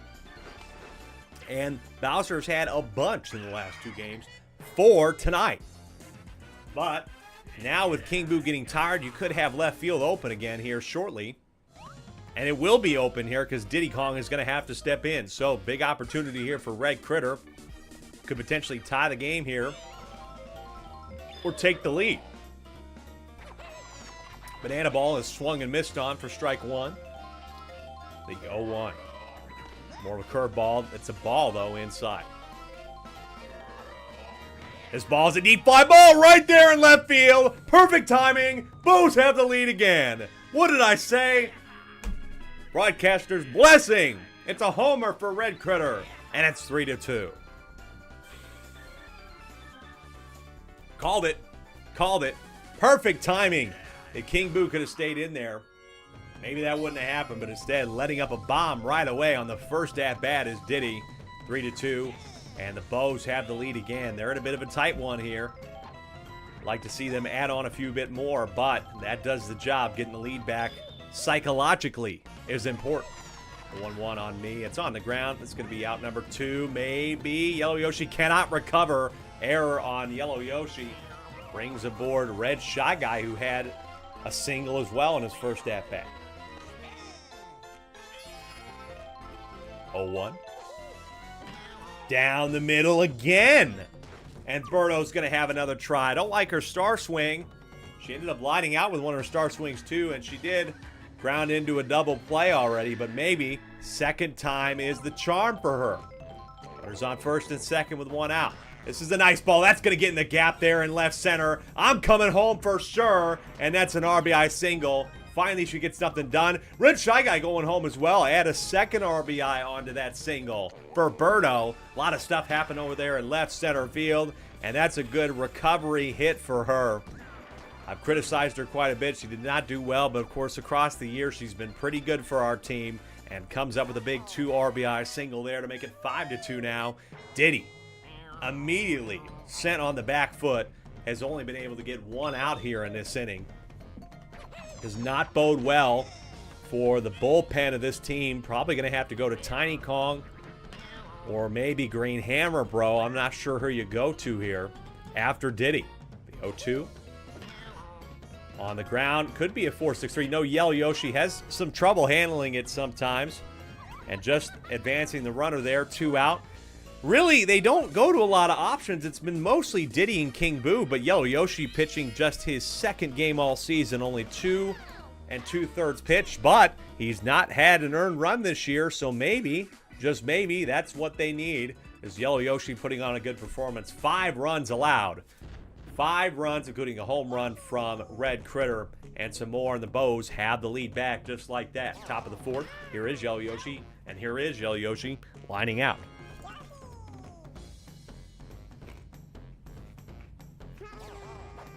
Blue Yoshi, solid contact, but Red Magic Koopa's got that for the second.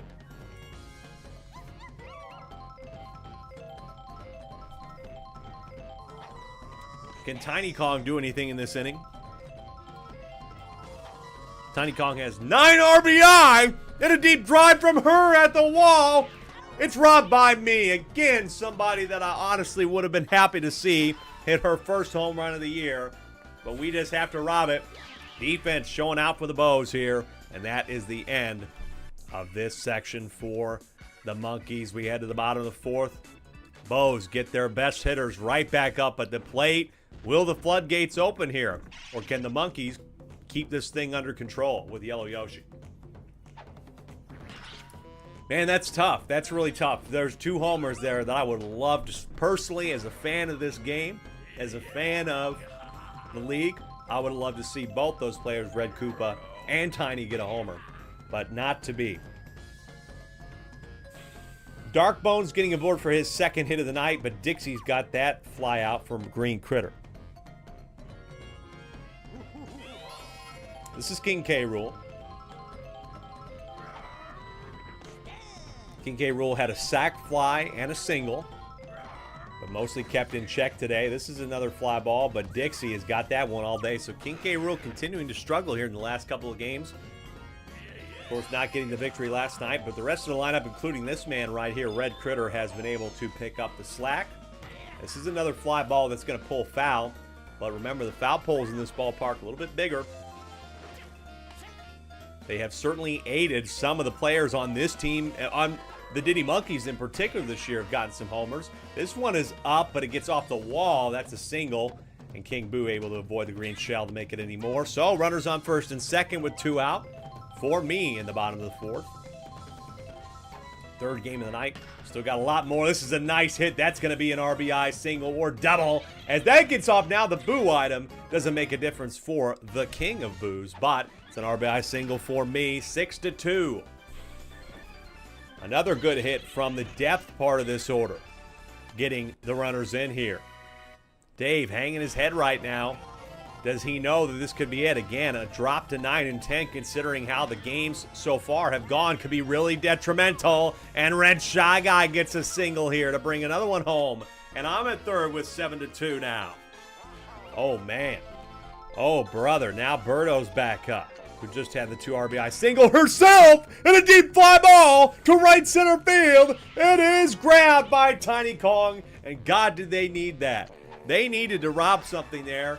I remember back in the game where they were able to defeat, I believe it was the Luigi Knights in a comeback effort, if I'm not mistaken. They needed to rob a home run like that to keep it close, and they do it here. 7-2, 5-run game. Maybe that's their spearheading moment to come back in this one. Top of the 5th for Diddy Kong, and he's gonna, oh man, it's grabbed by Green Critter, so close, but I don't think it had enough power on it. Good grab by him for the first. Now Dixie.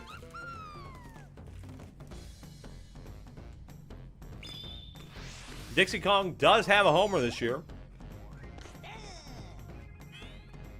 She's batting about 500 too. Very impressive from her. Line drive again, grabbed by Green Critter. Oh my God. He's getting them today, laying out for this team. Here's King Boo again. He had the 2-run shot to give them the only 2 runs they have so far. Birdo using that first pitch suction ball maybe to offset the timing, but I wish he would use it on the 3rd strike to get a guaranteed strikeout, but it does get King Boo to line out to center. Good inning from Birdo there. She's had a good section so far. It's still 7-2 here. Potentially top of the order, coming right back up for the Bows once again in the 5th.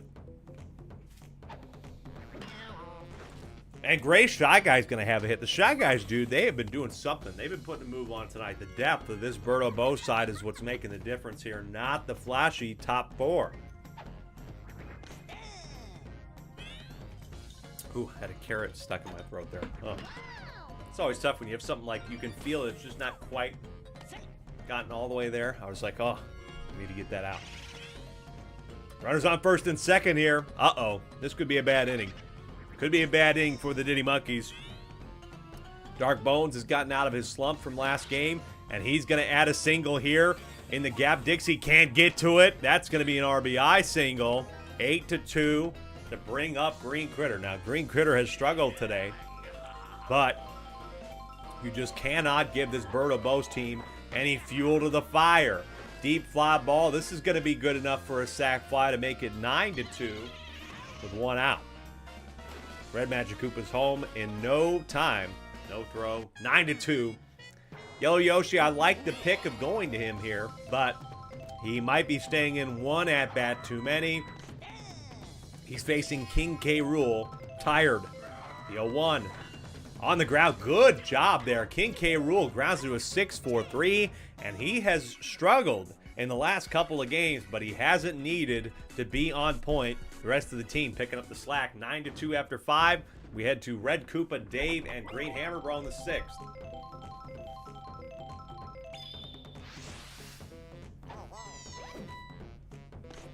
Let's strike one on Red Koopa. It's another quite good hit. Oh, and it's off the noggin of Dark Bones, and so Red Koopa gets a little bit of make good after that home run got robbed. I'm happy for him, honestly. I'm happy to see that he gets on base here after that. Now Dave, who's had 2 hits today. 0-1. Contact hit. He's going to ground into the 4-6-3, and that will pretty much wipe really what could be their only opportunity. If they would have gotten those 2 on base and Green Hammerbro up, that could have really made a difference. But instead, now he's in a tough spot with nobody on and 2 out.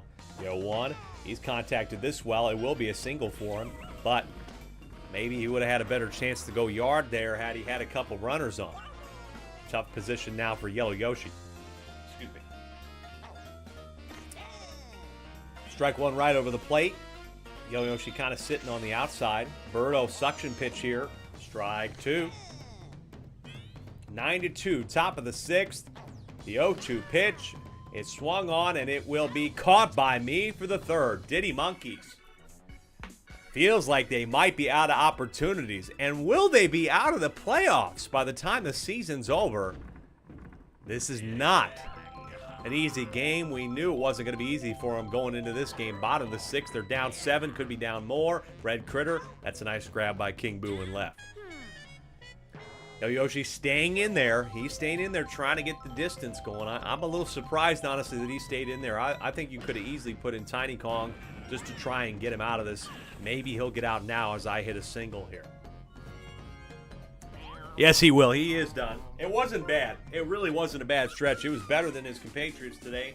Dixie Kong stepping in here now, which means no Chem outfield. But all she's got to do is just get him through this inning.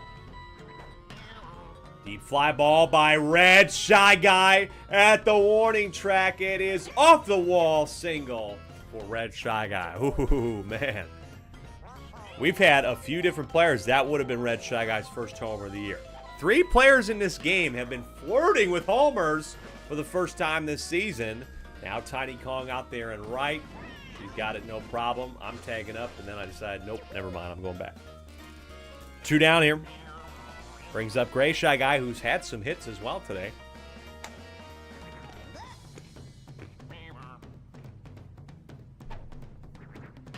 The 0-1 line drive. King Boo's got it there for the 3rd. Dixie doing what she needs to do here, folks.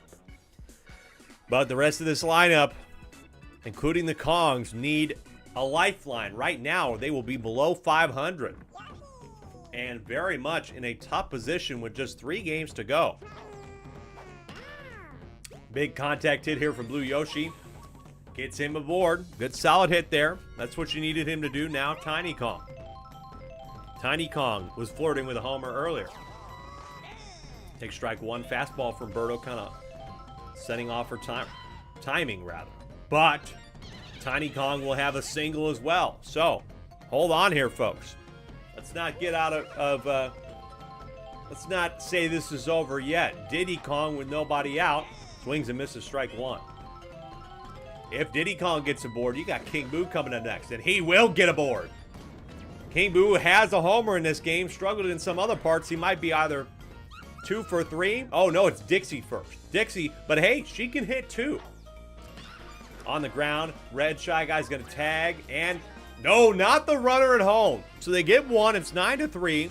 Only one out here for King Boo. And a homer could cut the lead in half. This is a fly ball to center field for the Monkeys. It is grabbed and robbed at the wall by me this time. That's huge. Throwing there back to second. That could be it. Now they're down to the last out. That really puts a stake in the heart of the Monkeys in this ball game tonight. That gets gone. They've got one out and still 3 runs. They could get to tie the game. Instead, that about does it. You're going to have Red Koopa step up here in hopes of giving them any last hope. 9-3, top of the 7th, line drive. That is it. Diddy Monkeys, little ember of a comeback try there, but the Birdo Bows take care of business, finally putting up multiple runs. High scoring. They did not put up very many last night, but they get it done. Just one of those games that winning teams got to take care of business. And this was a take care of business game for the Birdo Bows tonight, 9-3 the final. Well, the depth part of the order was the real saver for the Bows tonight. And Birdo, of course, having a solid stint. She struggled last game. She struggled a little bit in the last few games and letting up homers and letting up too many runs. But this was very much a nice return to normal for the Bows tonight. And, of course, the depth part of the order. They were the ones hitting most of the RBIs home. King K. Rool is now solidly in second place in the home run race. Bowser has retaken that throne pretty quickly with his last 2 games. And, of course, his teams rise back to the playoff spot. So, Bows are now 13-6. Diddy Monkeys, 9-10, under 500. Dave, maybe you're going to have to do a little bit of soul searching. What do you do? What do you switch about this team? Do you leave it the same? I don't know. I feel like they've improved overall as a team over the year, but the record is the record. And now you got a couple of your rivals right above you that are a game ahead. I don't know. A lot of questions to be asked there. A big question to be asked here to Bowser Jr. coming up in game number 4. They are at home against Luigi. Win, and they still have an easy, not an easy path, but their path is still possible and clear to the playoffs. Lose tonight to go to 8-11, and their path all of a sudden becomes very murky. Come on back for game number 4 here in about 2 minutes.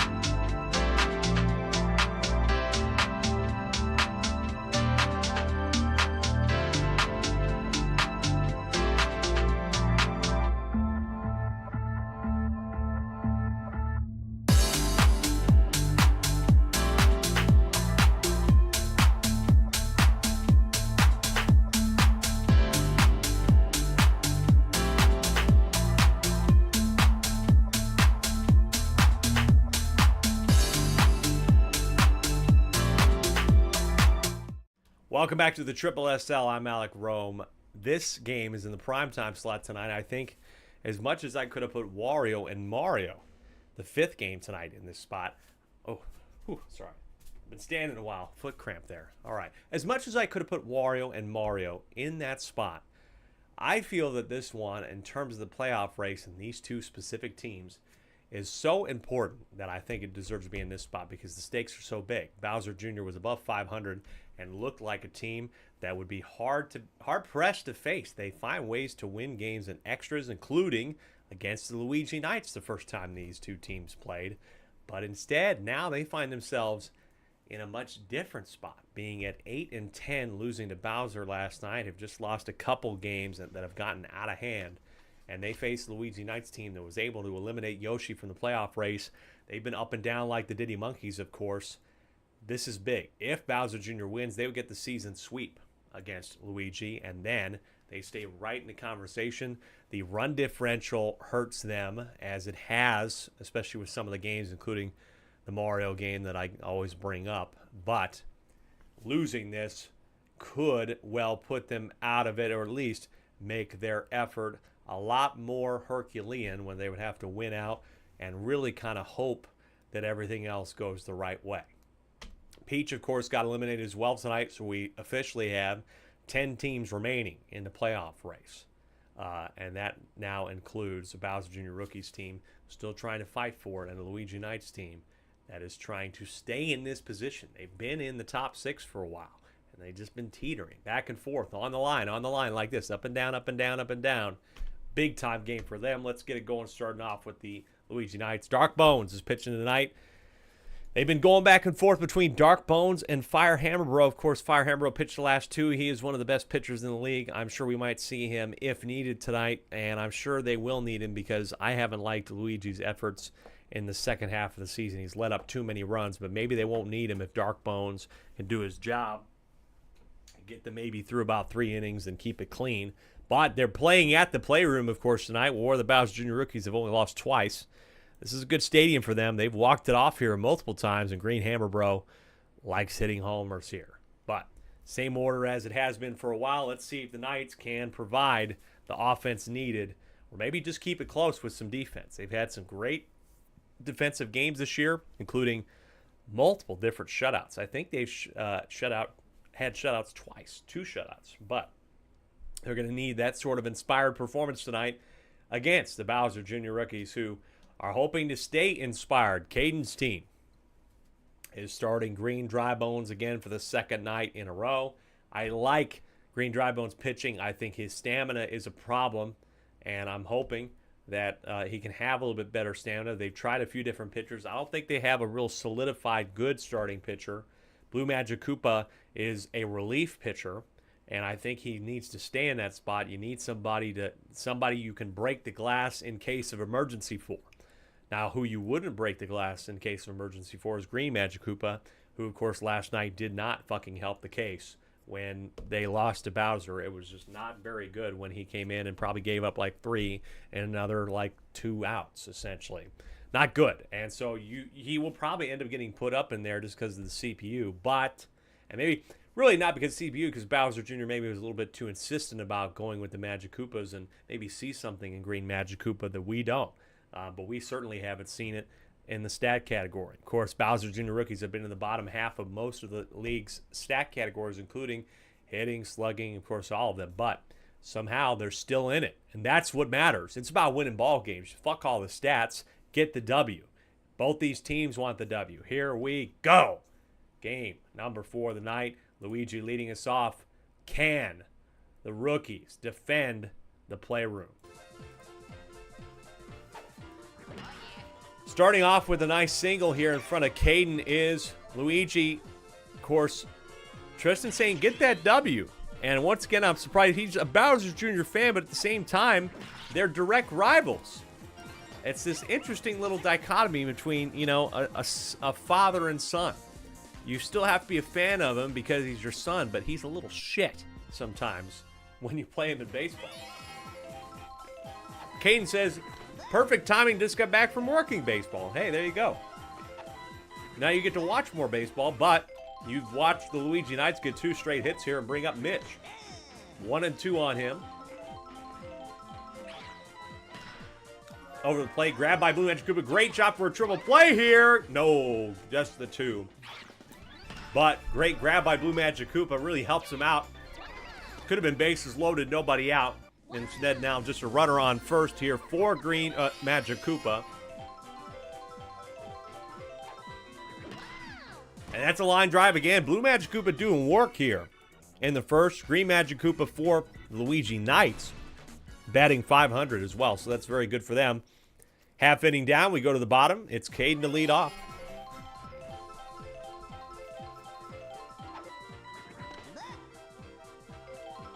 This is Dark Bones, the first time we've seen him in a few games. What does he have in store tonight? Can he get it done in this pressure-filled situation for the Luigi Knights? It's been so interesting. I thought after about 5 games this season, we had such a cliff between the bottom teams and the top teams that I was a bit concerned that this last few game days might not have as much drama as they now do. And I think that we still really don't have any idea for certain which teams are going to even make the playoffs. We're pretty sure about it. I think I can probably tell you now with that win, Berto has clinched a playoff spot. I think the only way they couldn't clinch a playoff spot is if another 9-19 won. That's a ground out, change the sides. I don't think they have any series losses to any team at 10-9. Nothing after 1 here. It is going to be Firehammer, bro, due up for the Knights to start off the second. He's got some homers. He's found homers. He struggled in the first part of the season, but he's brought it back in the second part. Second half of the season, he found a few more long balls. But he's down 0-2. 0-2 blooper over the head of Blue Magic Koopa. That's the leadoff single. Yeah, going to review the standings here right now. 13-6 for the Bows. And again, you have 2 teams now at 10-9. Fireball still left to play. They would be the 3rd team at 10-9 if they lose. Double play gets them off the bases again. What a great double play turn by this infield for the Bowser Jr. rookies here in the second. Green Critter up now. And Green Dry Bones, this is a much better effort from him. All things considered, strike 2 on Green Critter here. The 0-2. Over the plate, over the head. Again, a Blue Magic Koopa, so they keep the inning alive here. This now calls up Green Toad, who is batting pretty incredibly for the Luigi Knights, near 700. He also takes a look at the first strike. And a deep fly ball from Green Toad to left center. But this, they've got it, and I don't think it gets over the wall in this ballpark. That wall, this is, if Peach Ice Garden, as said earlier, is the polo grounds, said Steven Stone. This is Fenway Park. This is definitely Fenway Park with how tall these walls are. After 1.5, we have no score here. We head to the bottom. It's Blue Magic Koopa, Dry Bones, and Green Koopa due up.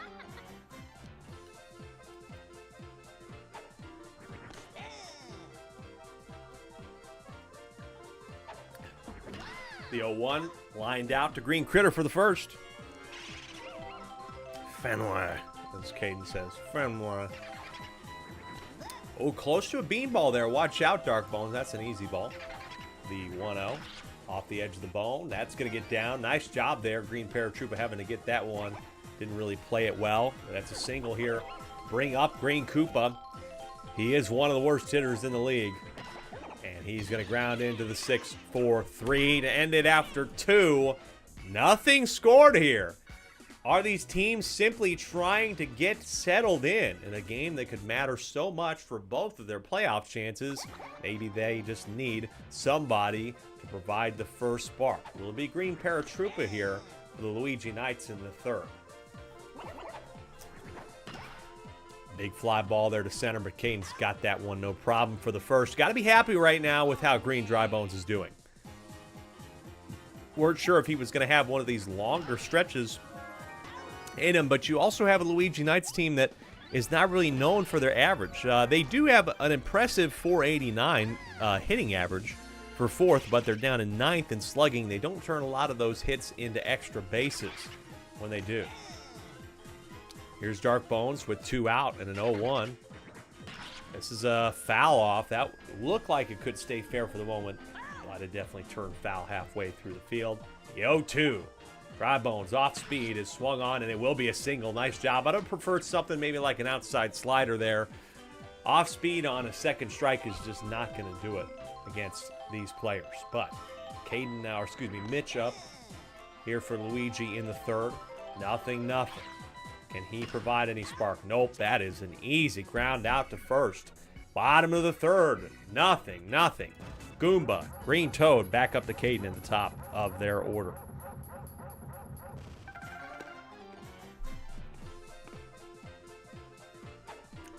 You know, I wonder, and I'll ask Caden, I know we're not really in an intense moment where somebody could be up at the plate to end the game, but this feels just as tense to me.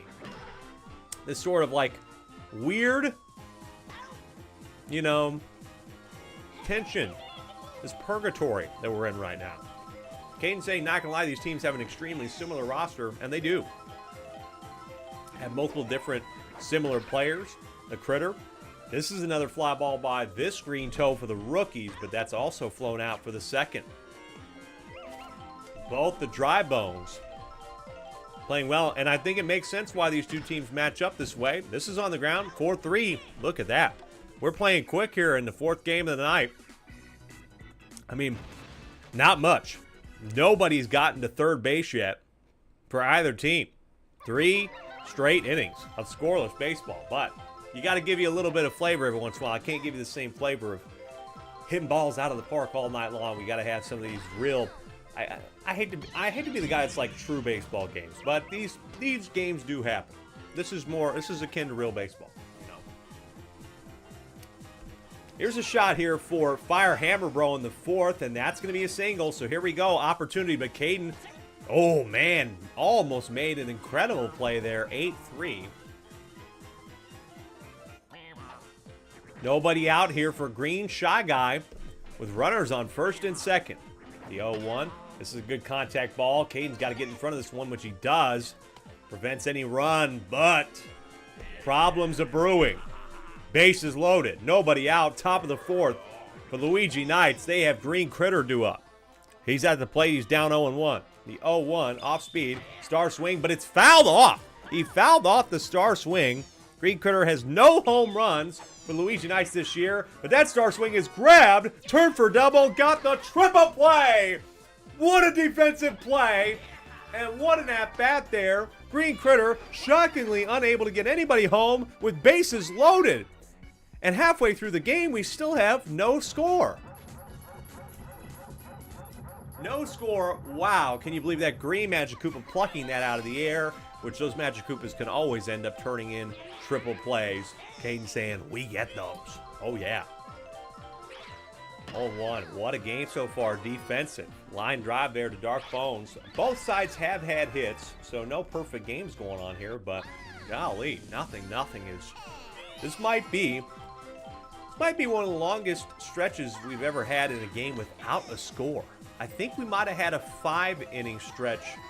And then some of the floodgates opening here. Bowser Jr., that's over the head of Green Critter. I wouldn't hate him turning for 2. The boo item is going to allow him to turn for 2, and he'll be in scoring position. And folks, you know, they bunt a lot in baseball to try and get the runner to second and third. That's scoring position technically. And now it's Green Hammer Bro, the All-Star Game MVP up. Opportunity to get him home and take the lead. This is a line drive. It is going to be down in front of Mitch. He does not get it. That gets down, and so runners on the corners here for Blue Magikarp. Bottom of the fourth, rookies trying to take the opening score here.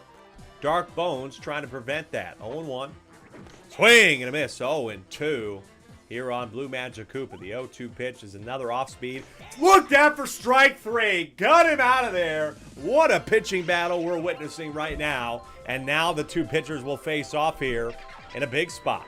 Green Dry Bones, high fly ball to left field. Will it get off the wall? Will it be grabbed? It is not. Oh, it is grabbed. It's grabbed for the third out, and we are still scoreless after 4. We're seeing triple plays, grabs in the outfield, great strikeouts. What a game, despite there being no runs. It's real baseball, folks. Wow, can you believe this? Top of the 5th in a 0-0 game. Green Toad over the head of Blue Magic Koopa. Again, that's really the only weakness. Left and right, Magic Koopa is very, very good. Above, up, not very good. They can't jump. They can't get those balls. But there's that one. That's going to turn the easy peasy double play here in the top of the 5th for the Bowser Jr. rookies. Nice job there.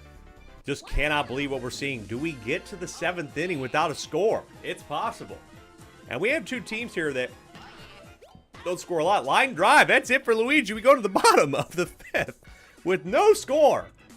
This is Super Sluggers. What the hell's going on? Luigi Knights have scored 107 runs this season. Bowser Jr. 106. Luigi Knights allowed 119. Bowser Jr. 141. Most of those, that difference being the Mario game. But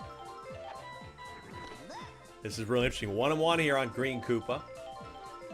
Very similar teams, very similar seasons so far. And Green Koopa, of all people, to get a hit in this ball game, Green Koopa is going to be one of them. Now brings up Goomba. Dark Bones has had a very solid outing. I don't know if he's had a stretch like this all season long. He might have had one complete game. Dark Bones has had, he's had some good stretches this year. He pitched 6 2/3 in, I think, the game, as that's a 6-4-3 double play. I think he might have pitched 6 2/3 in the last game these two teams played, where it went to extra innings. Let me count it, because that was week 8. 1, 2, 3, 4, 5, 6, 7, 8. Yep. He pitched the last time these two teams played, folks, and Dark Bones almost got all the way, but they went to extras. And I think that game was won nearly on the last strike. This is on the ground for Caden here. It's going to be a ground out. It is in time. Gets Caden there at first. After 5 innings, we are scoreless. Dark Bones proves that he has the stretch to go. Green Dry Bones with one of his best stretches. We didn't know Green Dry Bones had this either. But against this team, he's been performing well. Bend but don't break. Fly out there to left for the first for Dark Bones. Is anybody going to break the tie here? This game could feel like it has extra innings written all over it again. Bowser Jr. has played more extra innings games than I think literally any other team. I think they've been involved in every extra inning game but like one this year. I can't think off the top of my head which games have gone to extras that did not include the Bowser Jr. rookies. I'd have to go back and look.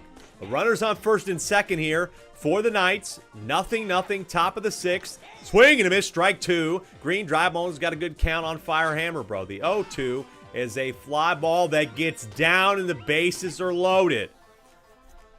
Bases are loaded. Green Bay Peyton saying the first run might win the game. Green Dry Bones getting tired. It's Green Shy Guy now. Do you keep him in there? I think you do. I don't want to see Luigi step into this game. 1 out here for Green Shy Guy. That's over the plate. Star swing. It is past Blue Magic Koopa. The star swing by Green Shy Guy is enough. But at the plate, he's out. He's out of the plate. Throw to the plate is in time. So the first run is gotten by Green Shy Guy, but the throw by Caden to home is in time. I didn't see a tag applied, but that's 2 outs. Now here's Green Critter, who screwed up a bases loaded, no out situation, and Bowser Jr. stepping in here after 5 2/3 innings that were almost immaculate. Green Dry Bones lets up a little bit too much here in the 6th. It's 1-0. Green Critter, high fly ball to left. It's down in front of Green Hammer, bro. Bases loaded again here with 2 out for Green Toad, who's had a few flyers tonight, folks, and is batting above 600. Bowser Jr. knows this. He's going with the paintball. Got to get to this one. Green Toad in right does not. 2-0. 2-0. Green Bay Peyton said he was barely on the base. I agree, but I will say this. It was a force. It was a force out, so it wouldn't matter. He didn't need to tag. I think it was a force. Well, no, it wouldn't have been because 1 got home. That's on the ground. Got it there for the 6-3. No more. Just 2 runs here. Could be all the difference for the Luigi Knights. It was 4-3 the last time we played in favor of Bowser Jr. No force needed at home because of the first runner getting home. Yeah. Wow. Caden saying we will answer here in the 6th. Luckily, they're the home team. They got the home position tonight. Dark Bones is working on a complete game shutout so far. Here's Green Magic Koopa. Hot one there. That's going to get down in left field corner. And that's an opening leadoff single here in the 6th for Green Magic Koopa. This team trying to get to 9-10 would knock the Luigi Knights to 9-10. And the Bowser Jr. rookies could take the season sweep on Luigi if they can come back down 2. Paintball here from Bowser Jr. It works out sometimes.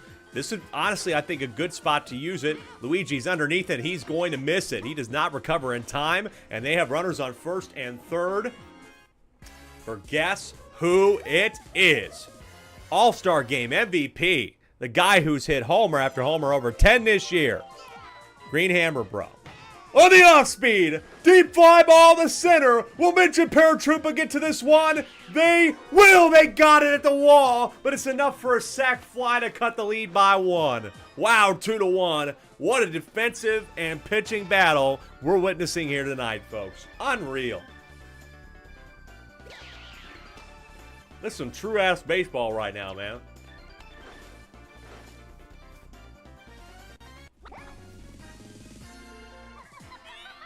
Blue Magic Koopa with a runner on 1st.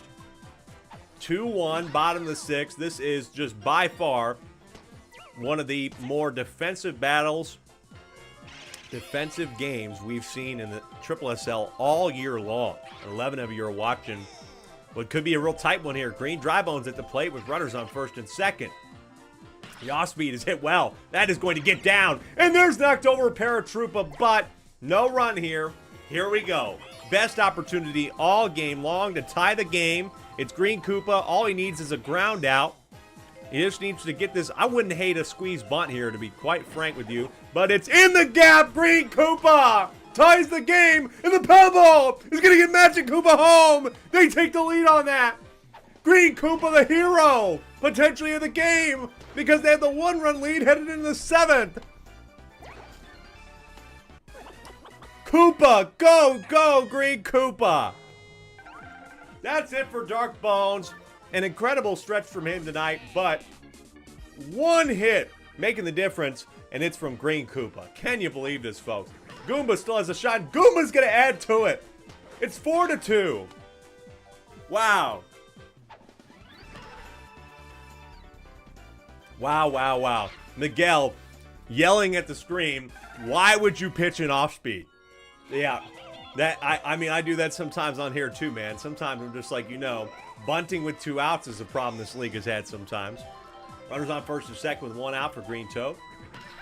This is a fly ball. The bases are loaded again. This is Green Toad for the Bowser Jr. rookies.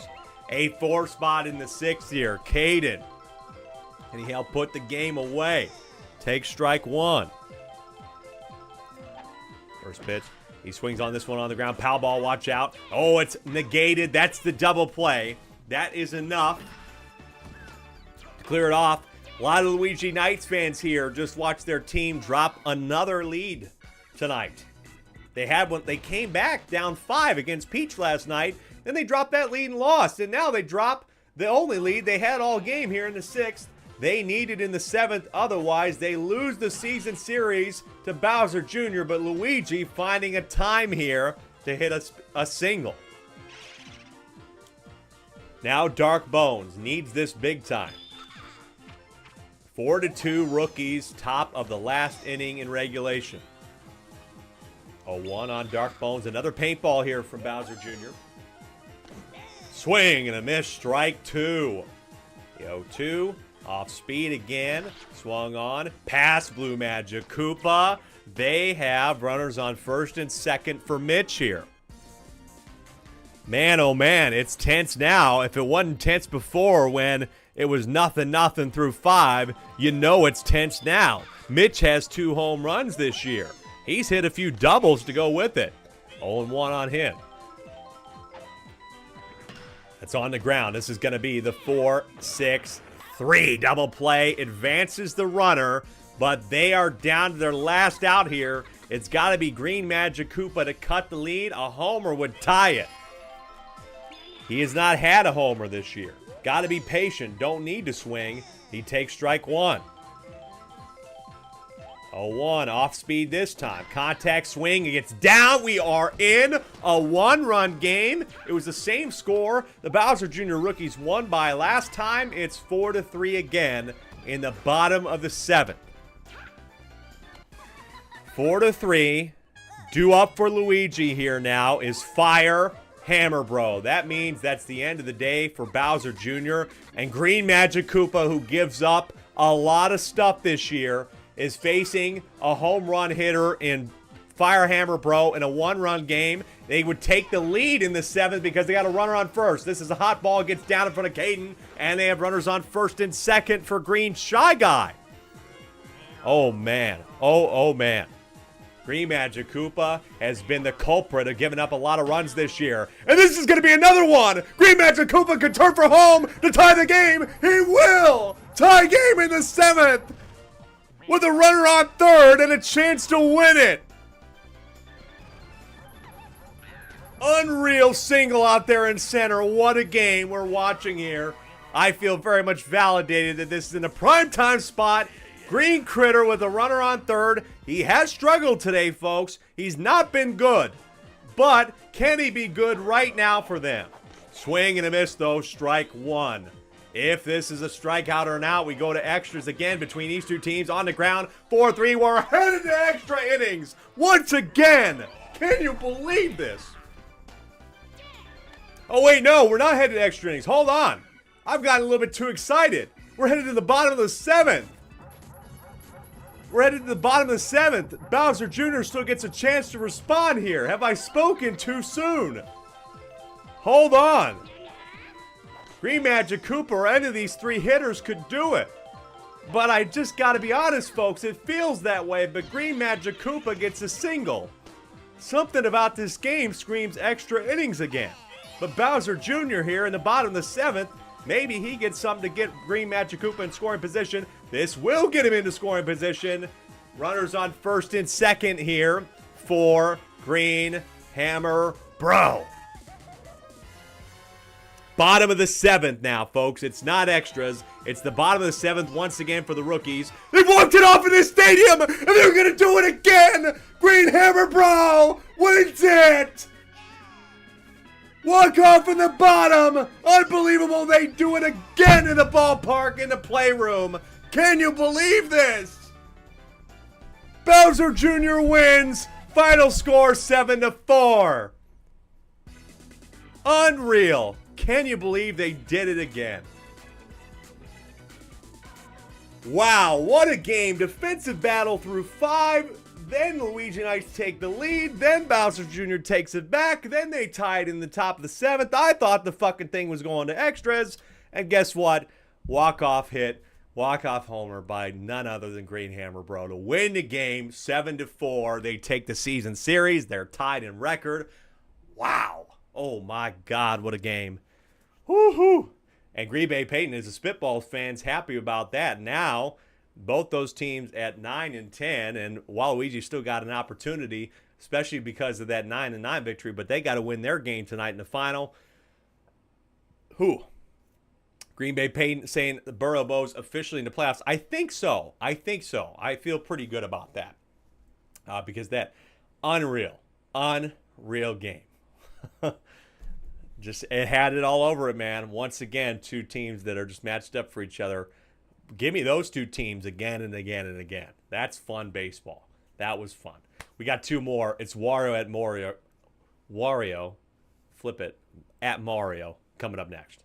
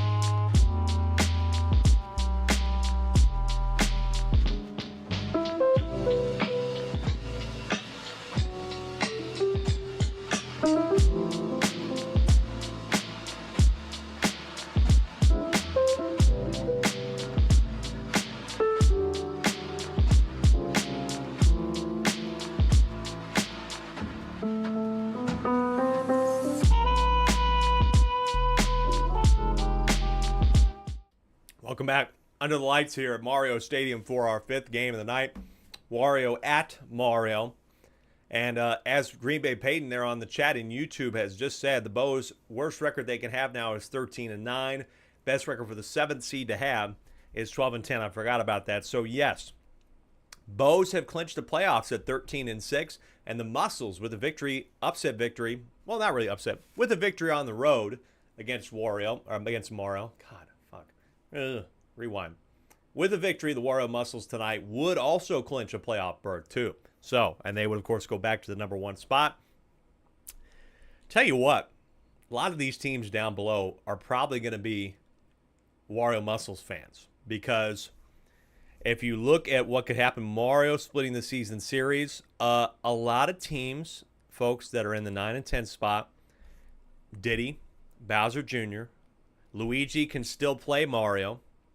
There's a lot of teams below the Mario Fireballs that could be on their heels that want to see them lose this game tonight. There's some haters out there because if the Muscles win, they would be 10-9. That means the Monsters are 10-9, DK Wild's 10-9, and 3 teams at 9 and 10 all could catch them in 3 games, which would just make, I mean, that's great television for me, right? I'm happy about that. I hope you'd be happy about that. But we got to give the Mario Fireballs their credit. They've been doing well lately. They pretty much put the lockdown on Birdo the other night, 12-3. It was pretty much not close, and they've been able to do it. But the top games, they've been here and there. You know, it hasn't always been that easy for them. They've had some great games in this ballpark, and then, of course, the Birdo game. They could put up 20 on Wario tonight. It's the first time the Wario Muscles have visited this stadium. I don't know if it'll benefit them or not. I cannot tell you who's going to win this game. I think it'll match up well. I do think fielding-wise, defense-wise, a little bit of an edge going to Wario, but I certainly think this game could get cracked open. Wario doesn't let up 20 like that at all this year, but Mario has. I think I give the defensive edge and the pitching edge to Wario. Of course, number 1 pitching staff, as we take a look at their lineup tonight. For the Wario Muscles, it is Yellow Magic Cooper for the 2nd straight night. Yeah, that's what you're facing. You're facing the number 1 pitching staff in the league. You have Yellow Magic Cooper, Wario, and Toadsworth. They're just so difficult to beat. So I wouldn't be shocked if they could get it done tonight. But you never know. They could have one of those games where they let up a few too much. Looking overall at the schedule, they have had I'm trying to think of the most runs they've had scored on them all year. They just don't lose very often, but they have lost. The most runs they've had scored on them in a game this year, and folks, it's kind of surprising. It's not very much. I don't know. Has anybody put 10 on Wario this year? Daisy put up 9. Folks, I don't think so.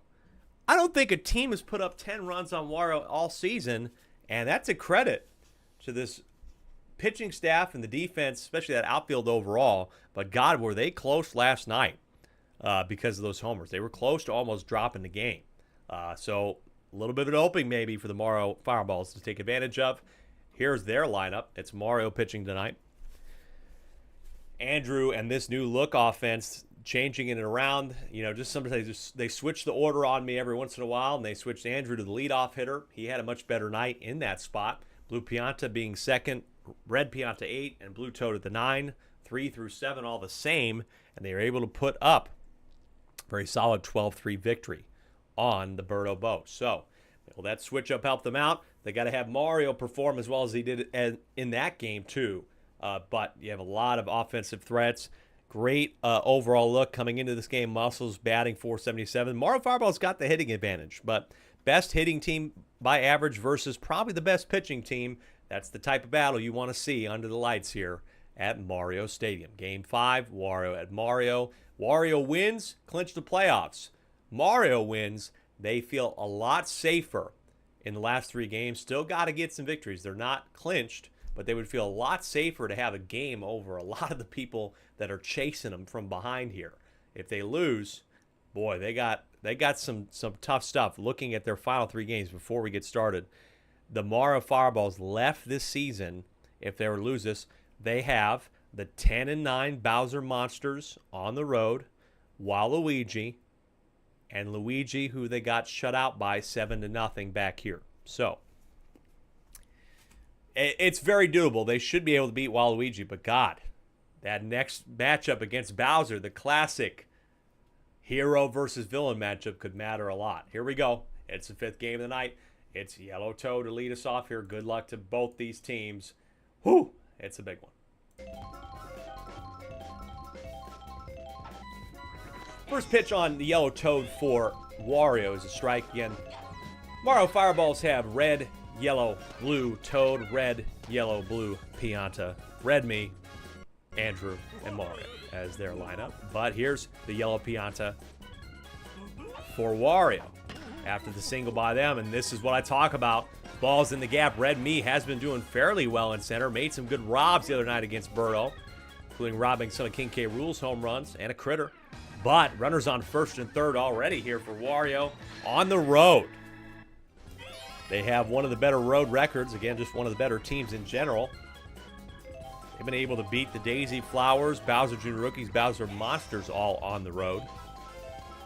Maybe they add the Mario Fireballs. By the way, if they do beat Mario tonight, as that gets down, they beat Mario the first time. It's 1-0. Oh, man, there's a green shell there. Pianta getting to third.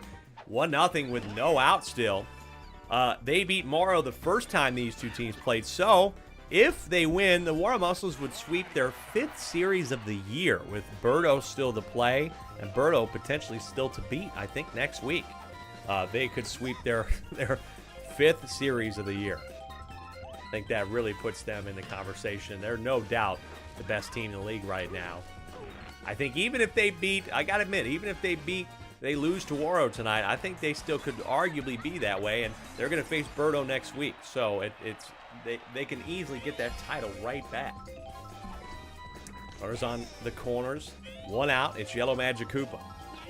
Top of the first. 1-1. This is a bit over the plate. Line drive in front of Red Me. But Pianta doesn't run. Don't blame him. You can be a little bit worried sometimes about getting picked off there. Bases loaded for Fire Hammer Bro. We thought he was going to do it for Luigi Knights. Fastball on him, 0-1. Fireball now. Mario switching with the timing off speed, but that's a star swing that's caught, and Pianta can't sack fly.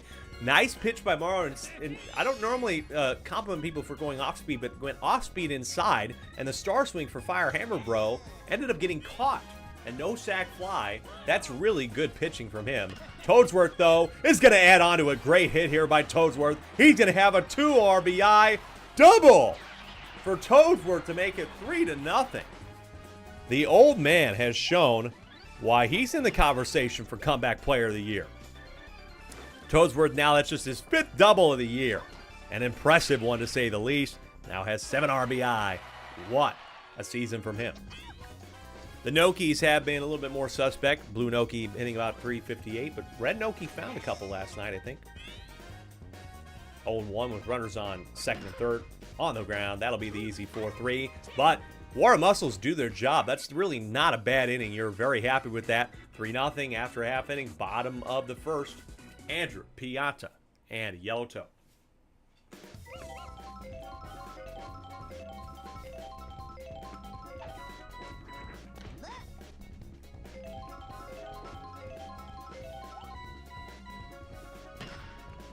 Fly ball to right here for Andrew in the leadoff spot. It is over the head of Pianta.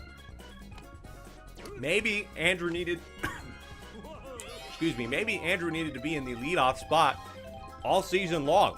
He's had 3 hits now in the leadoff spot, and Blue Pianta will answer with a single of his own and gets there in time. Right back, the Wario Muscles are in a bind here. Fireballs have put 2 runners on with no out themselves here for Yellow Toad. Yellow Toad for the Mario Fireballs takes strike 1. Yellow Magic Koopa the start tonight. This is on the ground. Going to be the easy 6-4. 3 double play. Puts Andrew at third, but that's really nice for them. Puts the pressure on Yellow Pianta for the Fireballs to respond. This is a contact ball. It's up. Will it stay up? No. It gets caught. It stays up. Caught by Parker in center. They struggled, this outfield did. the other night against Daisy. They let up a little bit too much, shockingly. But good catch there. No runs in the first for the Mario Fireballs. Now the Wara Muscles in the second. Red Noki. She did have 2 hits in the other game. She actually did improve her average finally, but she is not improving it there. Back up to the top of the order for the second time. Yellow Toe with a single.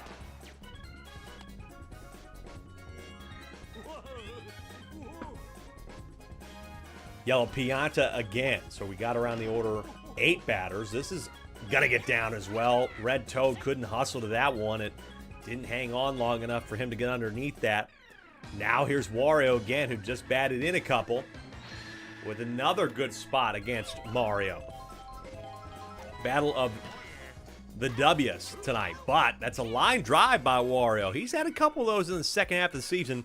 The guy still has 42 hits this year, but few games that he's lined out into double plays lately, and they get nothing here in the second. Now it's Mario due up to start in the bottom of the second in our 5th game of the night. Can you believe we're at week 19 of this league, man? I cannot believe that. Fly ball here to right is going to be grabbed by Pianta. Week 19 of the league out of 22. We've played so much baseball. We still have plenty to go. But we're more than halfway through. We're getting towards the sunset. Oh, that's dropped. Pow ball. Firebro had it, looking to get Red Meat, but he dropped it. So now 1 out for Red Toad. Error on Firebro there. And this is off the edge of the bat. Deep fly ball to left field. Watch out for the green shell. Will they get to this one? They do get it. Parker with a great grab at the warning track. Now here is Red Pianta. Red Pianta with 2 out. Ball 1 on him. Of course, everybody in this lineup can find hits. They're the best hitting team by average in the league. But they have dropped a few here and there. Probably improved against Birdo. This is fouled off. Big drive. They were up in the 600s, but they're down to 538. Come down to earth a little bit. 1 and 2 on Pianta. This is a pop fly to center. Parker underneath this. Michelle will not interfere, and they're going to have another scoreless inning here. Fireballs find nothing in the second. They did come back down, I think, 5 against the Flowers in the bottom of the 6th here. So they've had a couple of these starts this year where they've gotten off slowly and then closed in late, right along the rail to get to the finish line. But 0-2 here on Parker to start off for Morrow in the 3rd. It's really not a bad effort from him. Strike 3, got him out. Parker just getting absolutely chased left and right. Pulled the string on him, and it's 1 out. Strike 1 on Magic Koopa here. Off speed for Morrow. Taken for a strike. Yellow Magic Koopa down 0-2. The other off speed. He contacts this one, but that's grabbed. Ooh, Morrow's putting on some good stuff here in the 3rd. Got Fire Hammer Bro to contend with, though. Strike 1 on him. Good pitches right now from Mario. Got to give him some respect here. This one is over the plate. High fly ball in the center. The Red Me is going to be underneath that. No problem. Mario, good couple innings. Recovering nicely after letting up those 3 in the 1st. Can he keep going here? We'll find out. But the Mario Fireballs need to respond to this effort with some hits. They also ended up grounded into the double play. I think in one of those innings already. Cost them some runs.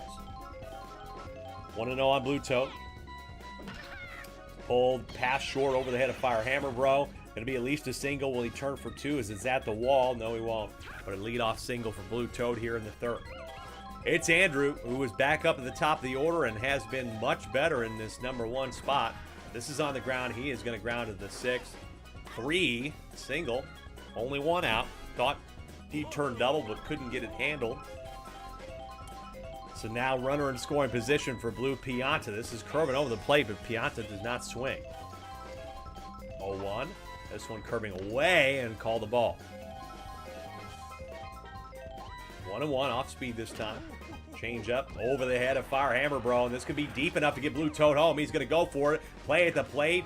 Fired in by Wario, but the laser beam not in time. And so the Fireballs have their first score of the game, 3-1. I mean, this was a good cutoff throw by Parker. You can't blame him. That was close. That was really close. If he was able to get in front of that ball and cut it off quicker, he might have gotten him out. But this is Yellow Toad now. 0-1 on him. Curving inside, really crowding the plate here, but down 0-2 is Yellow Toad. Fastball this time, don't like it, and he eats that up. I think he should stay slow and probably should have went slider outside and curving away. Should have been curving away from him that time. But instead he lets up the hit there. And this one's over the plate for Yellow Pianta. And look out, it's single to death team. Blue Pianta thought about going for home, but he goes back.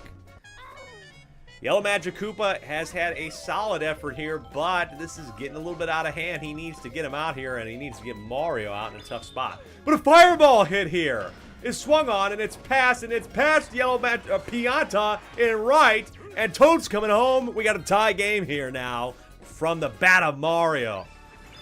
Look at this fireball one more time. I thought Wario would have a shot at it, but that was just too hot, and of course Pianta had no try at it. 2-run score, tied 3-3 in the third. That's it for Magic Koopa. Got to bring in Wario now. Good enough, but we got a close game once again in our 5th game of the night. We were 0-0 through the last game through 5. Now we're going to be 3-3, I think, through 3. No double play there. Red Toad's got a runner on third and a runner on first. Wario with the splitter here. Ooh, I was guessing right. Sometimes I try to guess on his splitters. I was guessing right. This one's over the plate, but it's up in the air. And Pal Ball not making a difference. Pianta's got it in right. We are tied at 3 after 3 innings of play. It's Toadsworth who had that big, I think, 2 RBI double to open up the scoring for them. And then the Nokis here in the 4th. Contact swing. That one straight to Blue Toad, though. Nothing like he did last time.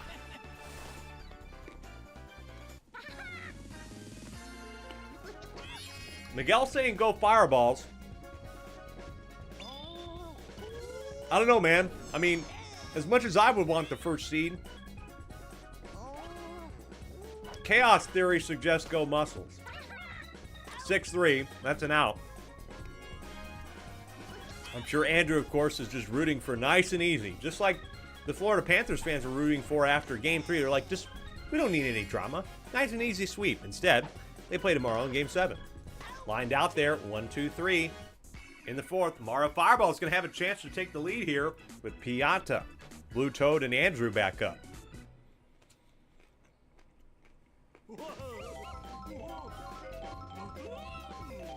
Folks, a reminder, as always, try to get out there. If you have not already, join the Discord. Most of the people in here tonight have probably joined our Discord, but if you have not, I'd love to have you join our Discord, get in the conversation. This one's going to get down. Pianta leaves off the single here in the 4th. Discord, TikTok, at Super Sluggers. My YouTube, at Alec Rome. Twitch.tv/Alec Rome Games. Follow all those, and of course, that's the best place, the Discord, best place to keep up to date. Stats, getting the scores, if you miss a night, all those sorts of things. This is a double, and Red Pianta's turning for home, and he is way out of there. Way got him, Red Pianta. Too aggressive from the double of Blue Toad. Should have just stayed at third. Instead, he is caught out, trying to take the lead. Now 1 out for Andrew. Looks at the splitter for a strike. Pianta just not fast enough to get to that, and on the ground.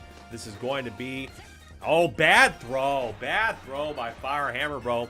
Throws to a base where Blue Toad was easily safe. Should have gotten the out by Andrew. That's just bad baseball IQ by Fire Hammer Bro. And that's going to give Blue Pianta an opportunity here. This is a high fly ball. Is this enough for a sack? It does not. And, well, it gets in, so Blue Toad can't go for it. I don't blame him for not running because you just don't know.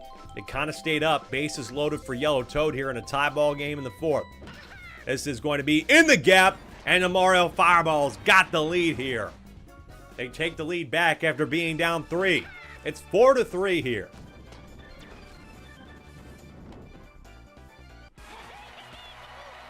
So Chaos really, if the Mario Fireballs lose this game, they have 3 teams 10-9, 3 teams 9-10, including a big-time matchup, Mario versus Bowser, coming up in the next 3 weeks, which could be a reason they get out of the playoffs, but this could be a reason Why they stay in it? Parker with a drive. He's got to grab it, and he does at the wall. But that's enough for a sack fly by Pianta. Oh, man. Well, if blue Pianta gets caught out there, that would have been the third. What a drive by yellow Pianta. I thought this would have been gone for the grand slam. That was so close, but look at Parker. Great adjustment. Much better game from the outfield tonight for the Wario Muscles. Whew.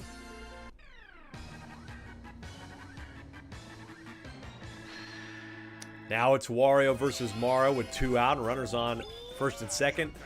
Muscles just trying to get out of here, hopefully, at this scoreline. Oh, swinging on the splitter. Pop fly. Pow ball. Won't make a difference. Mario had a good at-bat earlier with that 2 RBI single, but he pops out here. Can't add any more, but they did enough to take the lead back. 5-3 after 4. It's the top of the order for the Muscles here in the 5th. We play 7 in the Super Slugger Sim League. 0-1. Deep fly ball by Yellow Toe for the Muscles. Will it stay fair? It's curving, foul. Oh, so close. 0-2.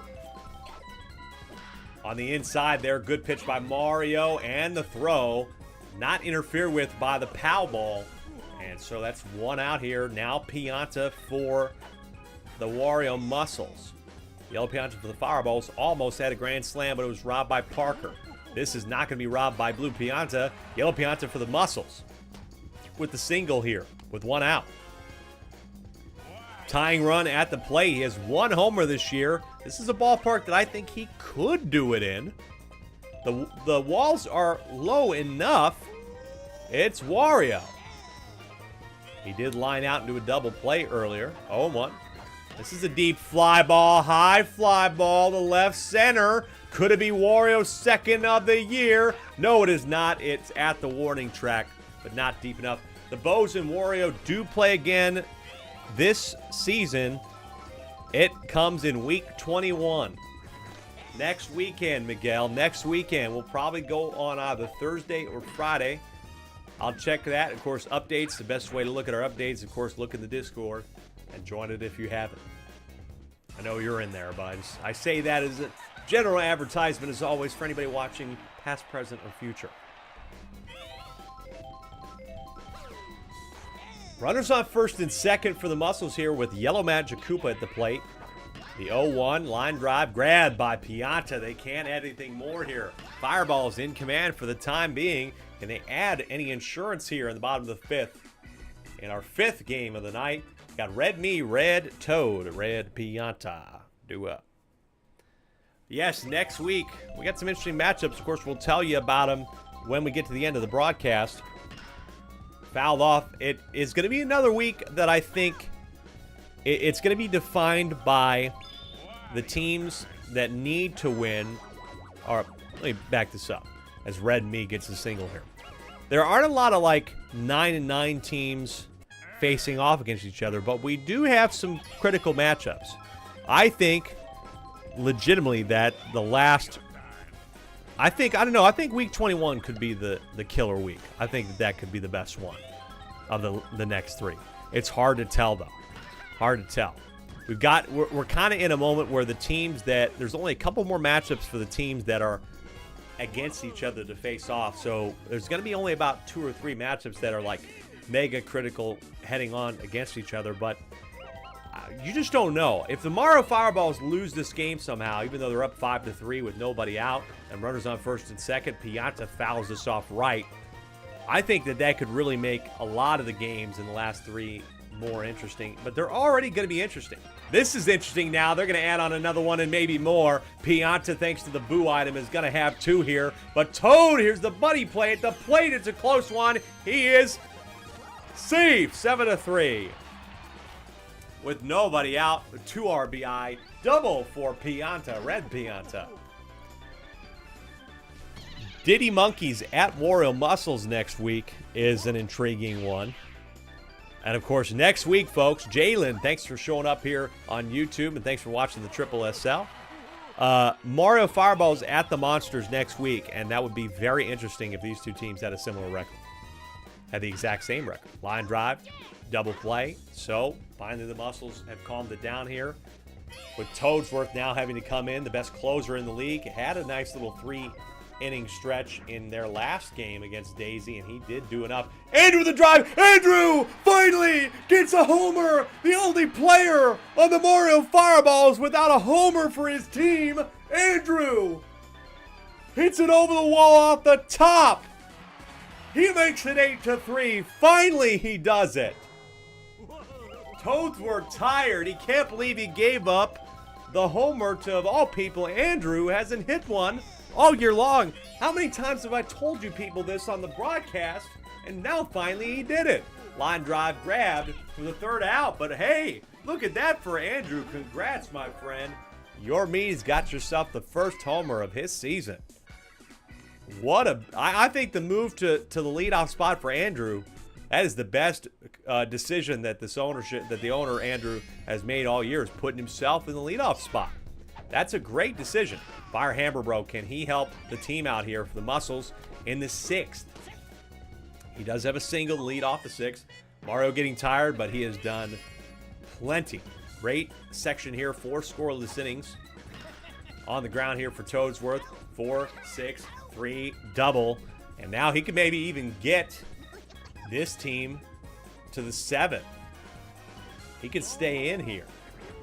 Blue Noki with a big drive. Line drive, just foul. Hole 1. We've seen Green Noki hit a homer this year. Red Noki might have gotten close. Blue Noki's going to have a single to keep the inning alive with 2 out. This is Red Noki. Strike 1 on Red Noki. The 0-1. This is on the ground. Pianta's got it. 4-3. And the Mario Fireballs have had command of the #1 team in the league. They are putting on a nice show. 5 straight innings of no runs. Mario, he might have a complete game tonight if he pitches in the 7th. This is Yellow Toad here. Toadsworth's coming back in here in the 6th. I think he needed to. That gets down just barely because of the boo item in front of Parker. Is that going to be it, though, for him? He's tired, but he's going to stay in. He's the best closer in the league, and he's going to try and close this game out. You know, he gave up 1 to Andrew, but it's pretty rare to see him give up a lot of runs, especially in the second half. Might have given up some in the first half. There's another hit, though. There's runners on first and second again with nobody out in a 5-run game. That is going to be it for Toadsworth. Red Noki coming in, and I got to look and see. I don't know if Red Noki's pitched in a lot of games this year. She has not pitched in a single game this year, and she's coming in a spot against a great 10-8 team and lets up a run automatically to Mario, 9-3. Don't know if I like this decision here. Red Noki, no experience. It's mostly been Wario, Magic Koopa, and Toadsworth. Literally, guys, only 2 other players for the Wario Muscles have pitched in a game this year that aren't named those 2 guys. There's another run in, 10-3. The only 2 players that are not named Red Noki, that are not Wario, Magic Koopa, and Fire Hammer Bro. Yellow Toad pitched a 1/3 of an inning, and Baby Mario, when he was a Wario Muscle, pitched 1 inning. But otherwise, this is only the 6th player to pitch for the Muscles this year, and that spells trouble for them. They're down big in the 6th. 0-2 here on Red Pianta. This one's a contact swing past Fire Hammer Bro, but Mario doesn't go, so bases are loaded here again. That's going to bring up Blue Toad with the bases loaded. If you want any shot to win this game, got to get out Blue Toad and turn a double, preferably. The 0-1, curving off plate, like that pitch from Noki, strike 2. 0-2, star pitch from her. This is going to be on the ground. There's the 4-6. No, there's an error by Fire Hammer Bro. Costly error by Fire Hammer Bro. Over his head. Now Red Noki's done after that because she thought that would just be it. But now Yellow Pianta's got to come in. Oh, just an absolute mess of an error by Fire Hammer Bro. That is shocking that he did that. And now it's not over for Andrew, who had a homer earlier. Will he now be the one to do that? No, he does get another RBI. Just the one. 12-3 here. Mario Fireballs again up 12-3 in a game for the 2nd straight night in a row. Here's Blue Pianta, 1-0. Dude, that hurts. That hurts. No chance now. I mean, you're down 9. Strike 1 on Blue Pianta, but I don't want to say no chance. Muscles can do it. Deep fly ball. No, they really have no chance. Blue Pianta with a homer to make it 15-3. This one is over. Mario Fireballs are going to go to 11-8. And the Birdo Bows are going to stay atop of the league table after tonight. Daisy Flowers lost another one. They are 11-8, so Mario's going to be tied with Daisy. They split the season series, but they'll actually hop Daisy because of the run differential. Mario's going to go to the number 3 spot. And now this win against Wario helps them split the season series, and they're going to get ever so closer to maybe getting that first round bye. It's possible. 0-1, Pianta on Pianta. Finally, this inning is mercifully over. The Fireballs put up another classic one. 7 runs in the 6th. One more chance, 3 outs for the Muscles to do the unthinkable. Down 12. Mario trying to work on a complete game here, and he might get it. Line drive to Blue Pianta. He's still tired. Will he get there? He could. Mario, this would be a potential second or first star level pitching performance tonight against the best team in the league coming into the night. 0-1 swing and a miss on Yellow Pianta, strike 2. The 0-2, it is fouled off. Good stuff from Mario tonight. Nothing more you can say. This is a complete team victory by the Fireballs. This is swung on. It is going to get down. I don't know if Mario will stay in after this. I would like to see him get the complete game.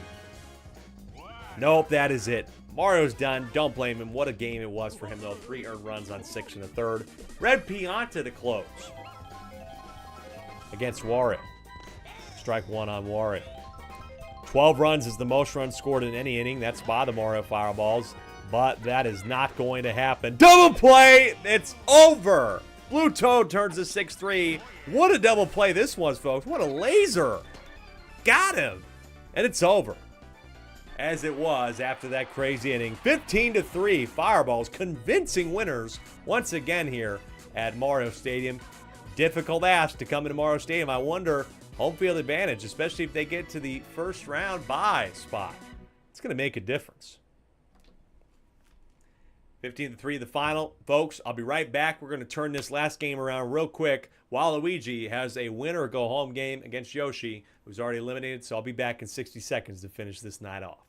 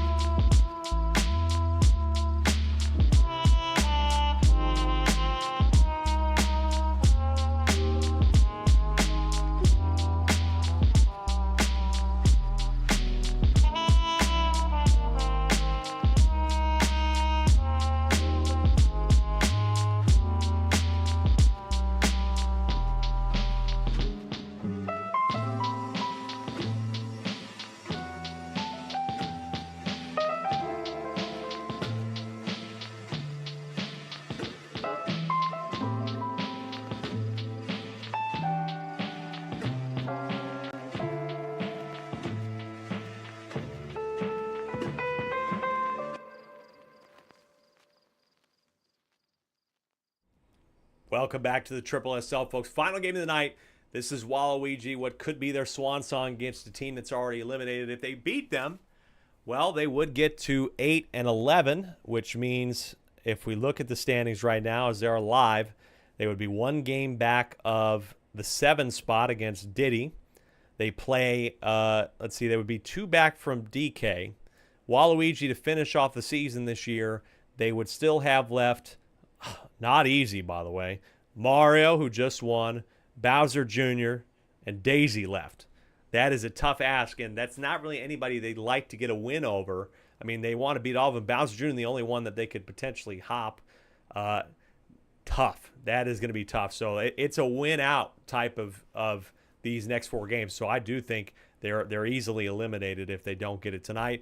Meanwhile, for the Yoshi Eggs, if you're just interested in seeing them, maybe probably if they're battling if they want to continue to tank here, they'd have the first draft pick next season.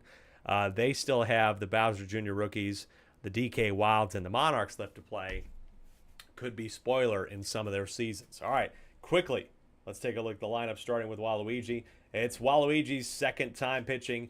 He's gonna start tonight. I know Green Bay Peyton made some suggestions, but this is unfortunately the order that came in.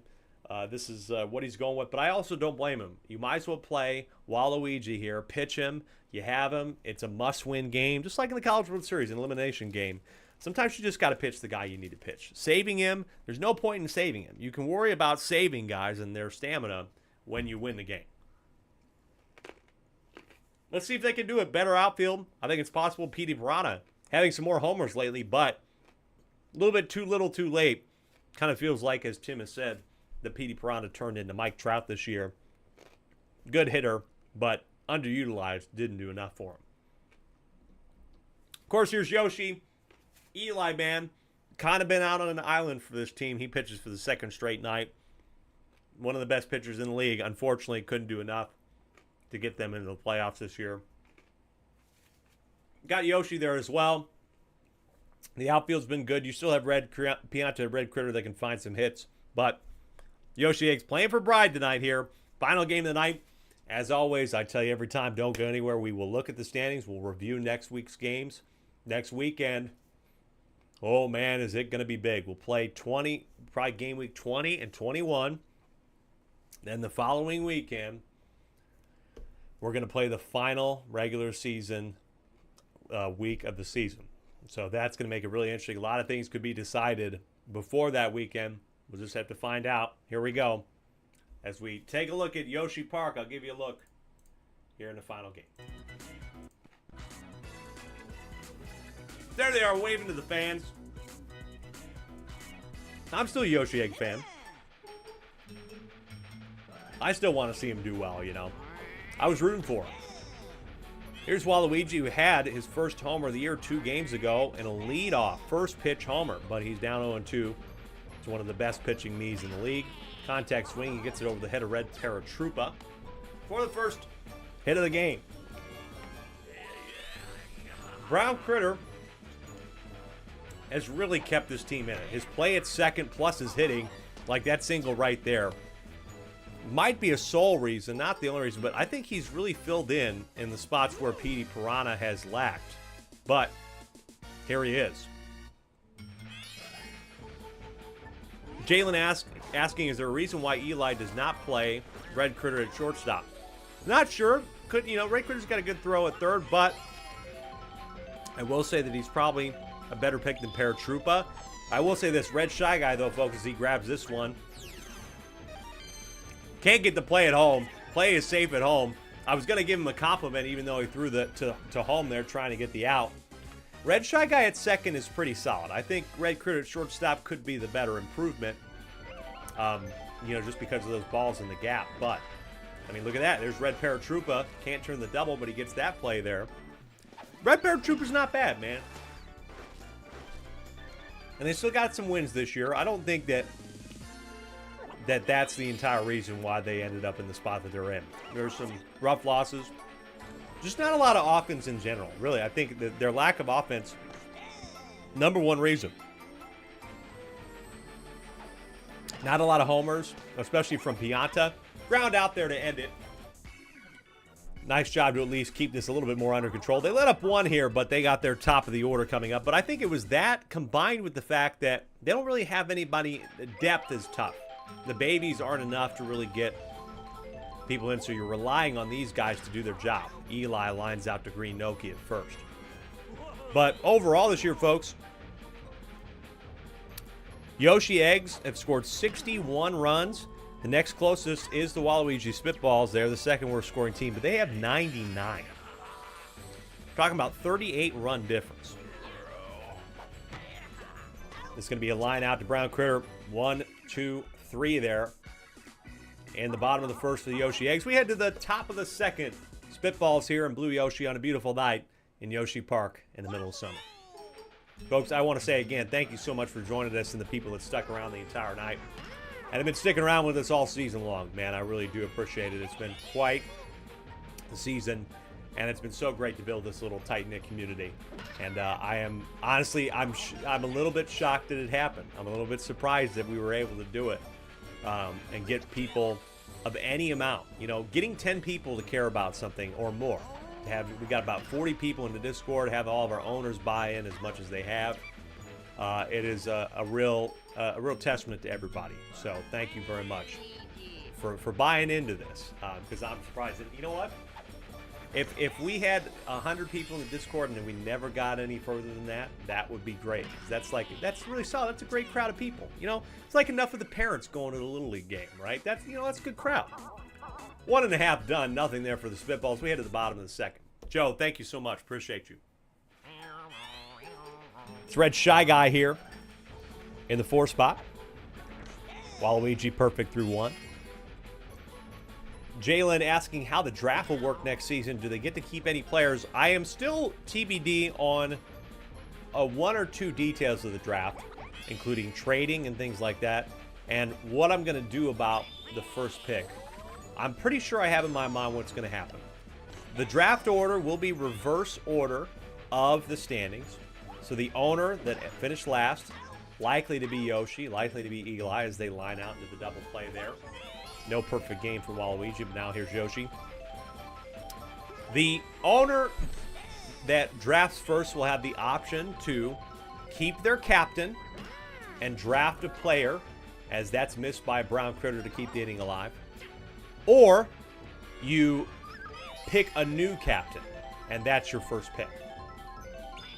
So Yoshi, in theory, could keep Yoshi and build around Yoshi. Yoshi probably going to get a stat buff as well. Maybe Yoshi's a little bit better next year. But they have no runs through 2 innings in this game, and they got Petey Piranha due up here for the Spitballs that they have to manage. First is Brown Critter. Top of the 3rd, Eli. Only allowing 1 so far. But then we'll go to the bottom of the draft, of course, to the team that wins the championship. Deep fly ball to right with the train coming by. They both get hit by it simultaneously, and so that is going to be a potential triple here. It's a triple for Brown Critter here in the 3rd for the Spitballs. Now it's Petey Piranha. Petey Piranha did have a homer last night, and this is a deep fly ball to right center, but they're underneath this one, and Baby Luigi's got it. Enough for a sac fly here, though, to make it 2-0 Spitballs. But I think then once we go through the first, we go down to the bottom, then, of course, the second pick, you'll be able to come right back up. So I think it's going to make it interesting because then you have some people who might take a better captain, but then you might have some people that say, hey, I'm in the middle. I'm pretty happy with my captain. And maybe then I would like to focus on building around my captain. Some people might not be in a rebuild situation. They just maybe need 1 piece. I mean, there's going to be some teams that probably ended up just a game or 2 under 500 that will not make the playoffs. Maybe they just decide to retool and stick with their captain. So I think that's going to be the intriguing part. And then when we get to the rest of the draft, I got to tool with a little bit because I'm trying to still keep it balanced. I have a couple more ideas. In the chat, in the resources section, I think I explained how the draft went. And I can explain it to anybody that did. But essentially we did copies of some of the characters. And so if you have any suggestions, I'm definitely going to put out a feedback poll at the end of the year for all fans and owners to give me suggestions on what we should do for Season 2 and what you liked, what you didn't like, and I'll hear you out. I want to hear it. I'm always looking for new ways to improve. We thought about doing rolling adjusting statistics or attributes that would change game to game. Maybe a news story would come out. You'd hit a random roll, and all of a sudden Baby Luigi has +5 contact or something like that. I thought that would be intriguing, but it adds more work onto my plate during the season. And, you know, when trades happen, I got to change some codes, and it adds work to things. So that's the only reason why I decided against doing that. And especially we started the season, and then I wasn't doing that. So I was like, nah, we got to leave it. So there's those thoughts. Line drive here. That's the end of this one. Eli lining out there to short. Yoshi eggs. Yo-yo eggs are 0, 0, and 0 through 3 here. And our final game of the night, after dark here in the SSSL at 9:04 p.m. Central Time. It's Blue Yoshi here up 2-0 in the top of the fourth. Spitballs, folks, I don't want to, act like I'm not trying to take this game seriously, but Spitballs still have an opportunity to stay in the playoff race. I mean, they wouldn't be out of it. You would have some teams, they get to 8 and 11. Got 3 teams at 9 and 10. They just need one of the teams above them to lose. They need like one of those 10 and 9 teams to drop a game. That would help them get a little bit closer. Purple Toe with a fly ball to the left. That's out.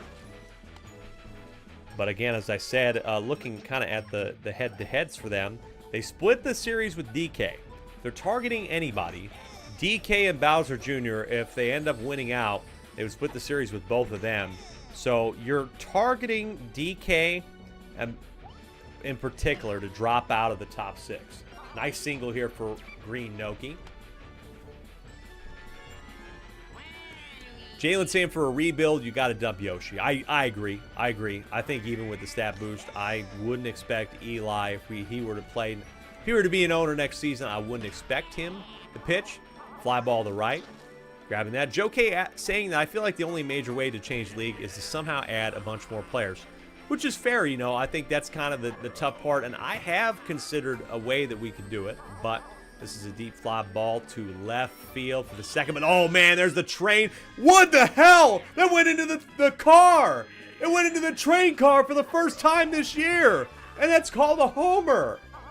It goes into the train cart, and I think that's called a homer. They make it in. It's a homer for Brown Critter into the train cart in Yoshi Park. How about that? Look at the replay. That counts in Yoshi Park. That's the first time all year long that we've seen a train cart home run here at Yoshi Park, but that counts.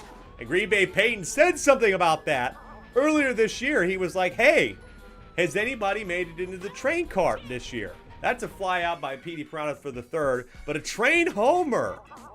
Somehow, week 19, we are still seeing something that hasn't happened yet. So, it's wild, man. Hype in the chat. Get the hype train going for the train homer. This is a big drive here by Red Pianta for the Eggs. That gets over the head of Tim. That's a nice way to get it going. Clip it and ship it. It's already clipped, baby. It's clipped. It'll go up. I got a big backlog of clips, dude. I got so many clips. I could post a clip. I clip vertically, right? Because that's how we grow. We gain some. I know Jalen found us on TikTok, I'm pretty sure. We found some people that have literally found this league, obviously, on TikTok and YouTube. Y'all, I mean, everybody, right? Just because of just goodwill and some Discord and putting it out there. So, Green Noki's coming in here in place of Waluigi. They're up 5-0. Don't blame him. Waluigi's doing just fine. Do have a little bit of a problem here, though. You got runners on first and second, and Shy Guy uses a star swing, but that's a line drive. Yoshi Eggs with a little bit of momentum here. If they can get Red Paratroopa to do something in the bottom of the fourth, maybe they play a little bit of spoiler here. This is on the ground, though. Brown Critter got the 1, got the 2, and they keep it a 5-0 game here. Spitballs doing work. They got 4 straight scoreless innings against the Eggs, just keeping it together. Yes, the Mario Super Fans, the Mario Sluggers fans server, rather, is another way that we promoted, and I'm very thankful that they've allowed us to self-promote a little bit. I try to be involved in that community and that Discord. Line drive. That's out there for Red Yoshi. And it's top of the fifth. Spitballs got the 5-0 lead, trying to stay alive in the SSSL. Or will Yoshi find a way to come back and drag them out of the playoffs? A little bit of a revenge game. There's an error on Red Pianta because of the POW ball. But yeah, we've been promoting in a lot of different ways. That was one of them, yeah. But I know a couple people have found, I know one person in particular that did find us straight off of TikTok. And because of the Instant Classic games we did. So I think in between Season 1 and Season 2, we're going to try and throw some more of those classic games up to keep people interested. Double play there. Get some cleared out. Nothing in the top of the fifth of Spitballs. Bottom of the fifth, Eggs. Got Yoshi, Baby Daisy, Baby Mario trying to just get on the board. I think the babies will receive a boost. I mean, I would love to see more characters. There were some unused colors of Yoshi and Critter. Not that they would make a huge difference, but I am considering, every team does have their owner as a Mii. I am considering adding more Miis. Deep fly ball by Baby Daisy at the track, at the wall. It's grabbed by Tim. And Yoshi does tag up to third here, though. We were so close to a Baby Daisy homer yet again. Could you believe that?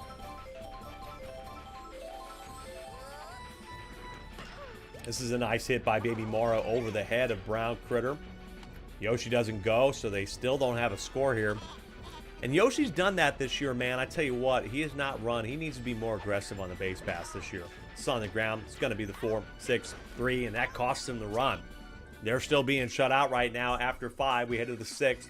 Spitball's in command with Yoshi, Toad, and Green Noki. So we got that. That's a consideration to make a change for next season. Let me show you let me read you what I had in my notes here.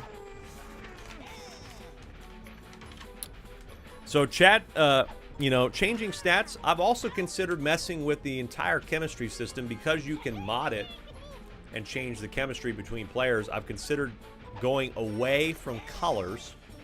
That's a big part of it, or at least changing things a little bit so that it makes it a bit more intriguing, because the color system, a lot of teams drafted off the colors, and I suggest that because you just need to have a perfect chem outfield at any point. So important. If you don't have a perfect chem outfield, what's going to happen is you're going to get fucking home run after home run hit on you, right? Jalen asking, would you be able to have, for example, an orange Pianta instead of duplicate yellow Piantas? Only if you coded the extra character into the game and you'd still have a yellow Pianta and an orange Pianta. But as that one gets home, it's 6-0 Waluigi, able to take advantage of this baby Luigi mess up in right field, and Green Noki gets home. 7-0 Spitballs. Hey, you got to think this too. This is helping their run differential. They want to put up as many runs as possible tonight on a team like Yoshi. They could get the run differential down in a way that could make a difference. They're still very much far away from a lot of the teams near the 6th spot, but doesn't hurt. This is going to add another one. Brown Critter gets that one to the wall. Waluigi, buddy play here. Not in time. 8-0. 8-0 Spitballs. As it's Petey Piranha stepping up here now. The runner on first. Strike one on him. Eli exited the game after a couple innings. It's been Yoshi for a while here. This is on the ground. This could be the 5-4-3. They do finally get out of this one mercifully. We head to the bottom of the 6th here. Yoshi Eggs just trying to do anything here and hopefully not get shut out in one of their final games of the season. I've considered a 33-game season. Don't know if I'm going to do it. That's a little bit too long. I think I really, really like the 22-game season. I could consider it, but that's a lot of games, man. I like the length of the season. We already went a couple of months. I have considered some other things too. I don't want to share everything. Yeah, I haven't shared anything. Miguel, I have considered doing fans as owners next year. I've probably considered. So here's the deal. I got to be honest. I'm going to prioritize people that I've met IRL before, because that's the type of people that I want to be able to show up to a live show. Red Critter, deep drive for him. It's gone, and the Yoshi Eggs finally are on the board. They're not going to get shut out tonight. Red Critter with a homer. Good stuff from him. I think we'll take a look. This is going to be probably his 6th of the year. 5th of the year. Red Critter, nice job there. 8-2. Green Noki just trying to get something done here. Get out of this one. She only needs about 5 more outs, and now 4, as that's a ground out by Red Shy Guy. But hey, good for Red Critter. I think I would have team vice presidents that are fans. So if the owner is the #1 decision maker, right? But we had some owners that got a little bit busy and couldn't always switch their lineups. So it would give the team vice president the opportunity to be a little bit more active for the fans. And giving them some opportunity to do some moves and maybe even making suggestions on trades. Everything has to go through the owner of the team. but the Team VP could be a little bit more active, as some of you fans who have been so invested in them, so thankful that you have been. That gives them a little bit more opportunity to get involved and do some work. But it's always got to be approved by the owner. Steal here for Red Yoshi. Very rare to see a steal, and that's going to actually end up working out. Oh, well, yeah, he finally got there. It ended up working out. He did get to second, even though there was a hit, but nice steal by Red Yoshi. Out number one, though, and hey, Red Koopa. Oh, that's down the pipe there. That actually comes out the wrong. Oh, no, it does come out just fine. It knocks over Pianta, and that's a double for Red Koopa for the Spitballs, trying to get back some of the runs they just lost in the differential here in the 7th. Blue Yoshi. Takes strike one. Hey, Yoshi has been able to pitch the rest of this game pretty surprisingly.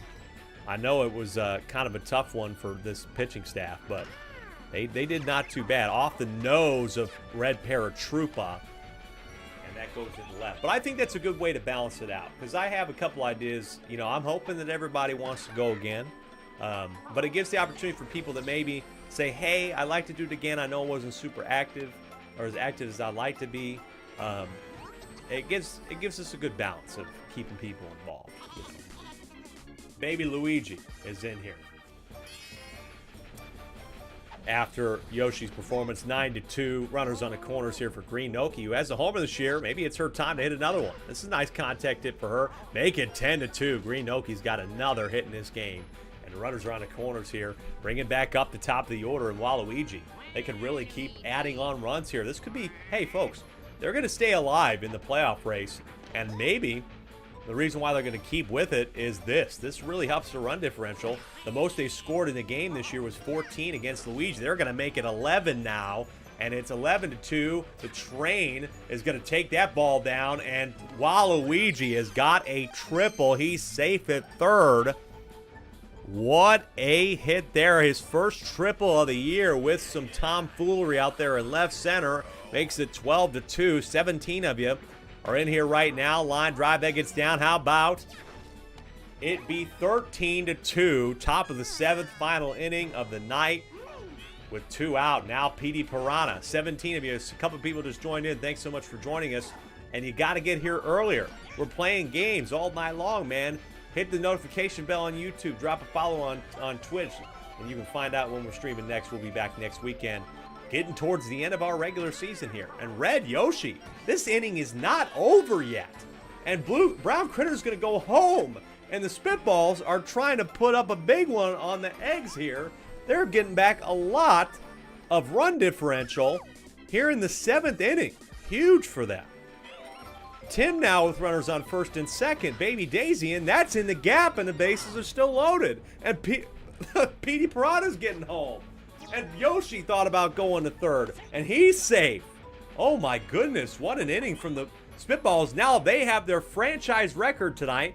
Franchise record, 15 runs, and now it finally comes to an end. They get it just by one. Grabbed by Red Shy Guy, finally, mercifully. Just an absolute brutal season. What can you say about the Yoshi Eggs? This is definitely going to look like, I don't imagine this combination of this team is going to exist after this into season 2. Joe K putting it very elegantly, saying Yoshi Eggs clearly playing with no heart tonight. And tell the team chemistry just fell apart after officially being eliminated yesterday. Yep, they're out of the playoffs, and it sure as hell looks like they're out of the playoffs. They look like a team dead and, deep into July and August that knows they cannot come back. They look like the Marlins. Well, the Marlins have won 3. They've walked off 3 games in a row. The Marlins are, I know they might be out of it as Yoshi gets to second on the ground out. But I think the Cubs could look like that. I'm a Cubs fan. Obviously, that's really the only team that I root for, and I played as a kid on the baseball games is the Cubs. Always the Cubs. And so I think that, this is what this feels like. It's kind of that dog days of summer type thing. Hey, Yoshi gets home, though. That's an RBI single for Baby Luigi. 15-3 in garbage time here. Again, stay in here after this game. White Sox, too. White Sox suck. They're bad, but we love that as a Cubs fan. Red Yoshi coming in to clear this thing up here. 1 out to get. Eli takes strike 1. We'll show you the live standings, which look very interesting as they have the last few weeks. And we're going to look at Week 20's games before we go. 0-2 on Eli, line drive. That is the ball game, 15-3. Your final score here from Yoshi Park. The Eggs eliminated from the playoff race, giving Waluigi a bit of a boost tonight.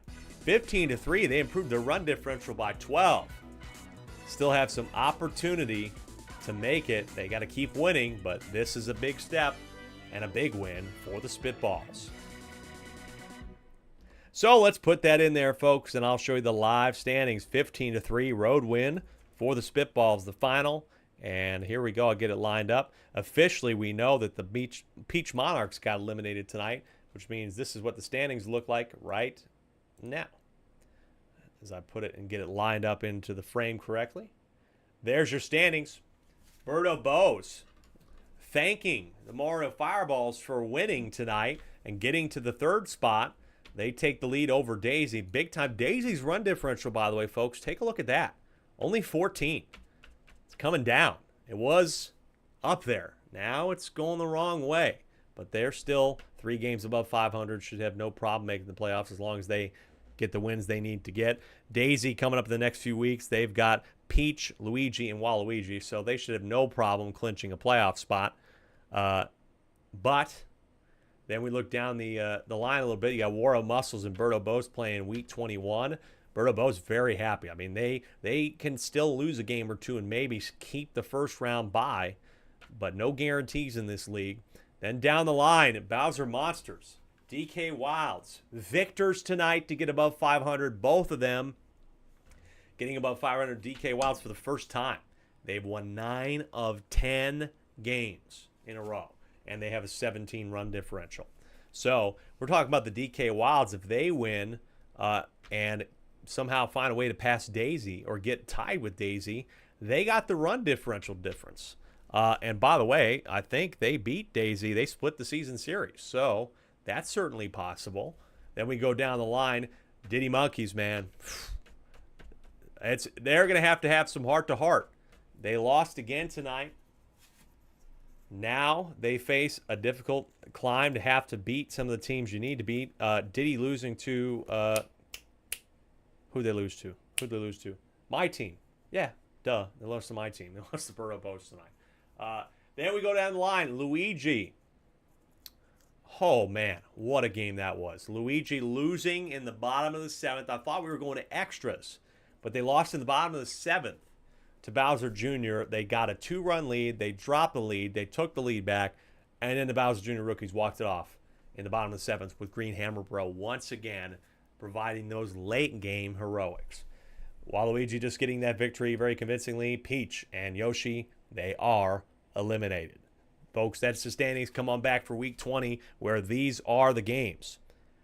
In Week 20, Diddy taking on Wario at Wario City. What is a difficult end of the season for the Diddy Monkeys gets no easier. They have to find victories and find upsets against a team the caliber of the Wario Muscles. Then Yoshi and Peach in a battle of who gets the #1 draft pick. Right now, Yoshi's still very much in command of that, but they'll play at the Garden for funsies in game week 20. Then DK Wilds almost beat the Birdo Bows at home. They got to beat them on the road this time. They're trying to keep that momentum. That's a tough sentimental game for me. I'm the owner of the Birdo Bows. We already clinched the playoff spot, but I don't know, man. My heart's going to be torn. I love Peter's DK Wilds. I've loved the Cinderella story of the SSSL, but I still want to beat them. No mercy, man. I'm sorry. We got to keep the #1 seat. So DK Wilds, biggest roadblock of their entire season, is coming up right here pretty soon. Bowser Jr. rookies, they take on the Waluigi Spitballs in a game in which really they're trying to get to that 10-10 spot, get right back to 500 after their walk-off victory tonight. So that's a critical game for them to win. But look at Waluigi. They're putting up runs. Waluigi's doing something again. Waluigi is at win or go home from the rest of the season onward, so that's an elimination game for them.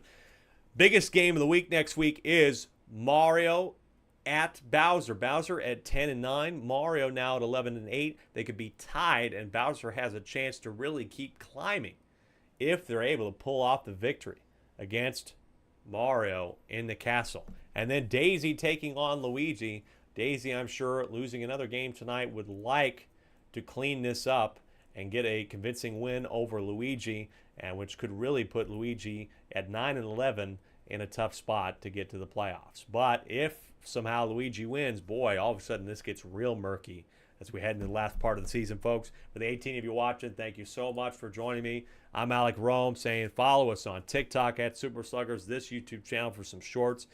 We have, by the way, content. We'll have a new video on YouTube at Alec Rome coming out every single day of the week this week. Got highlights from previous weeks to catch up on all the action from previous game weeks to get you ready for some of the final weeks of the regular season. And then, of course, follow us wherever you want. Join our Discord. It's in the chat. Discord one more time here. It's coming in. Not the word eliminated. How about the Discord right now? Get one more chance to join us before the end of the night and stay up to date. Until then, I'm Alec Rome saying thank you so much for joining us from Baseball Kingdom in Yoshi Park. Take care of yourself, be kind to one another, and we will see you next time.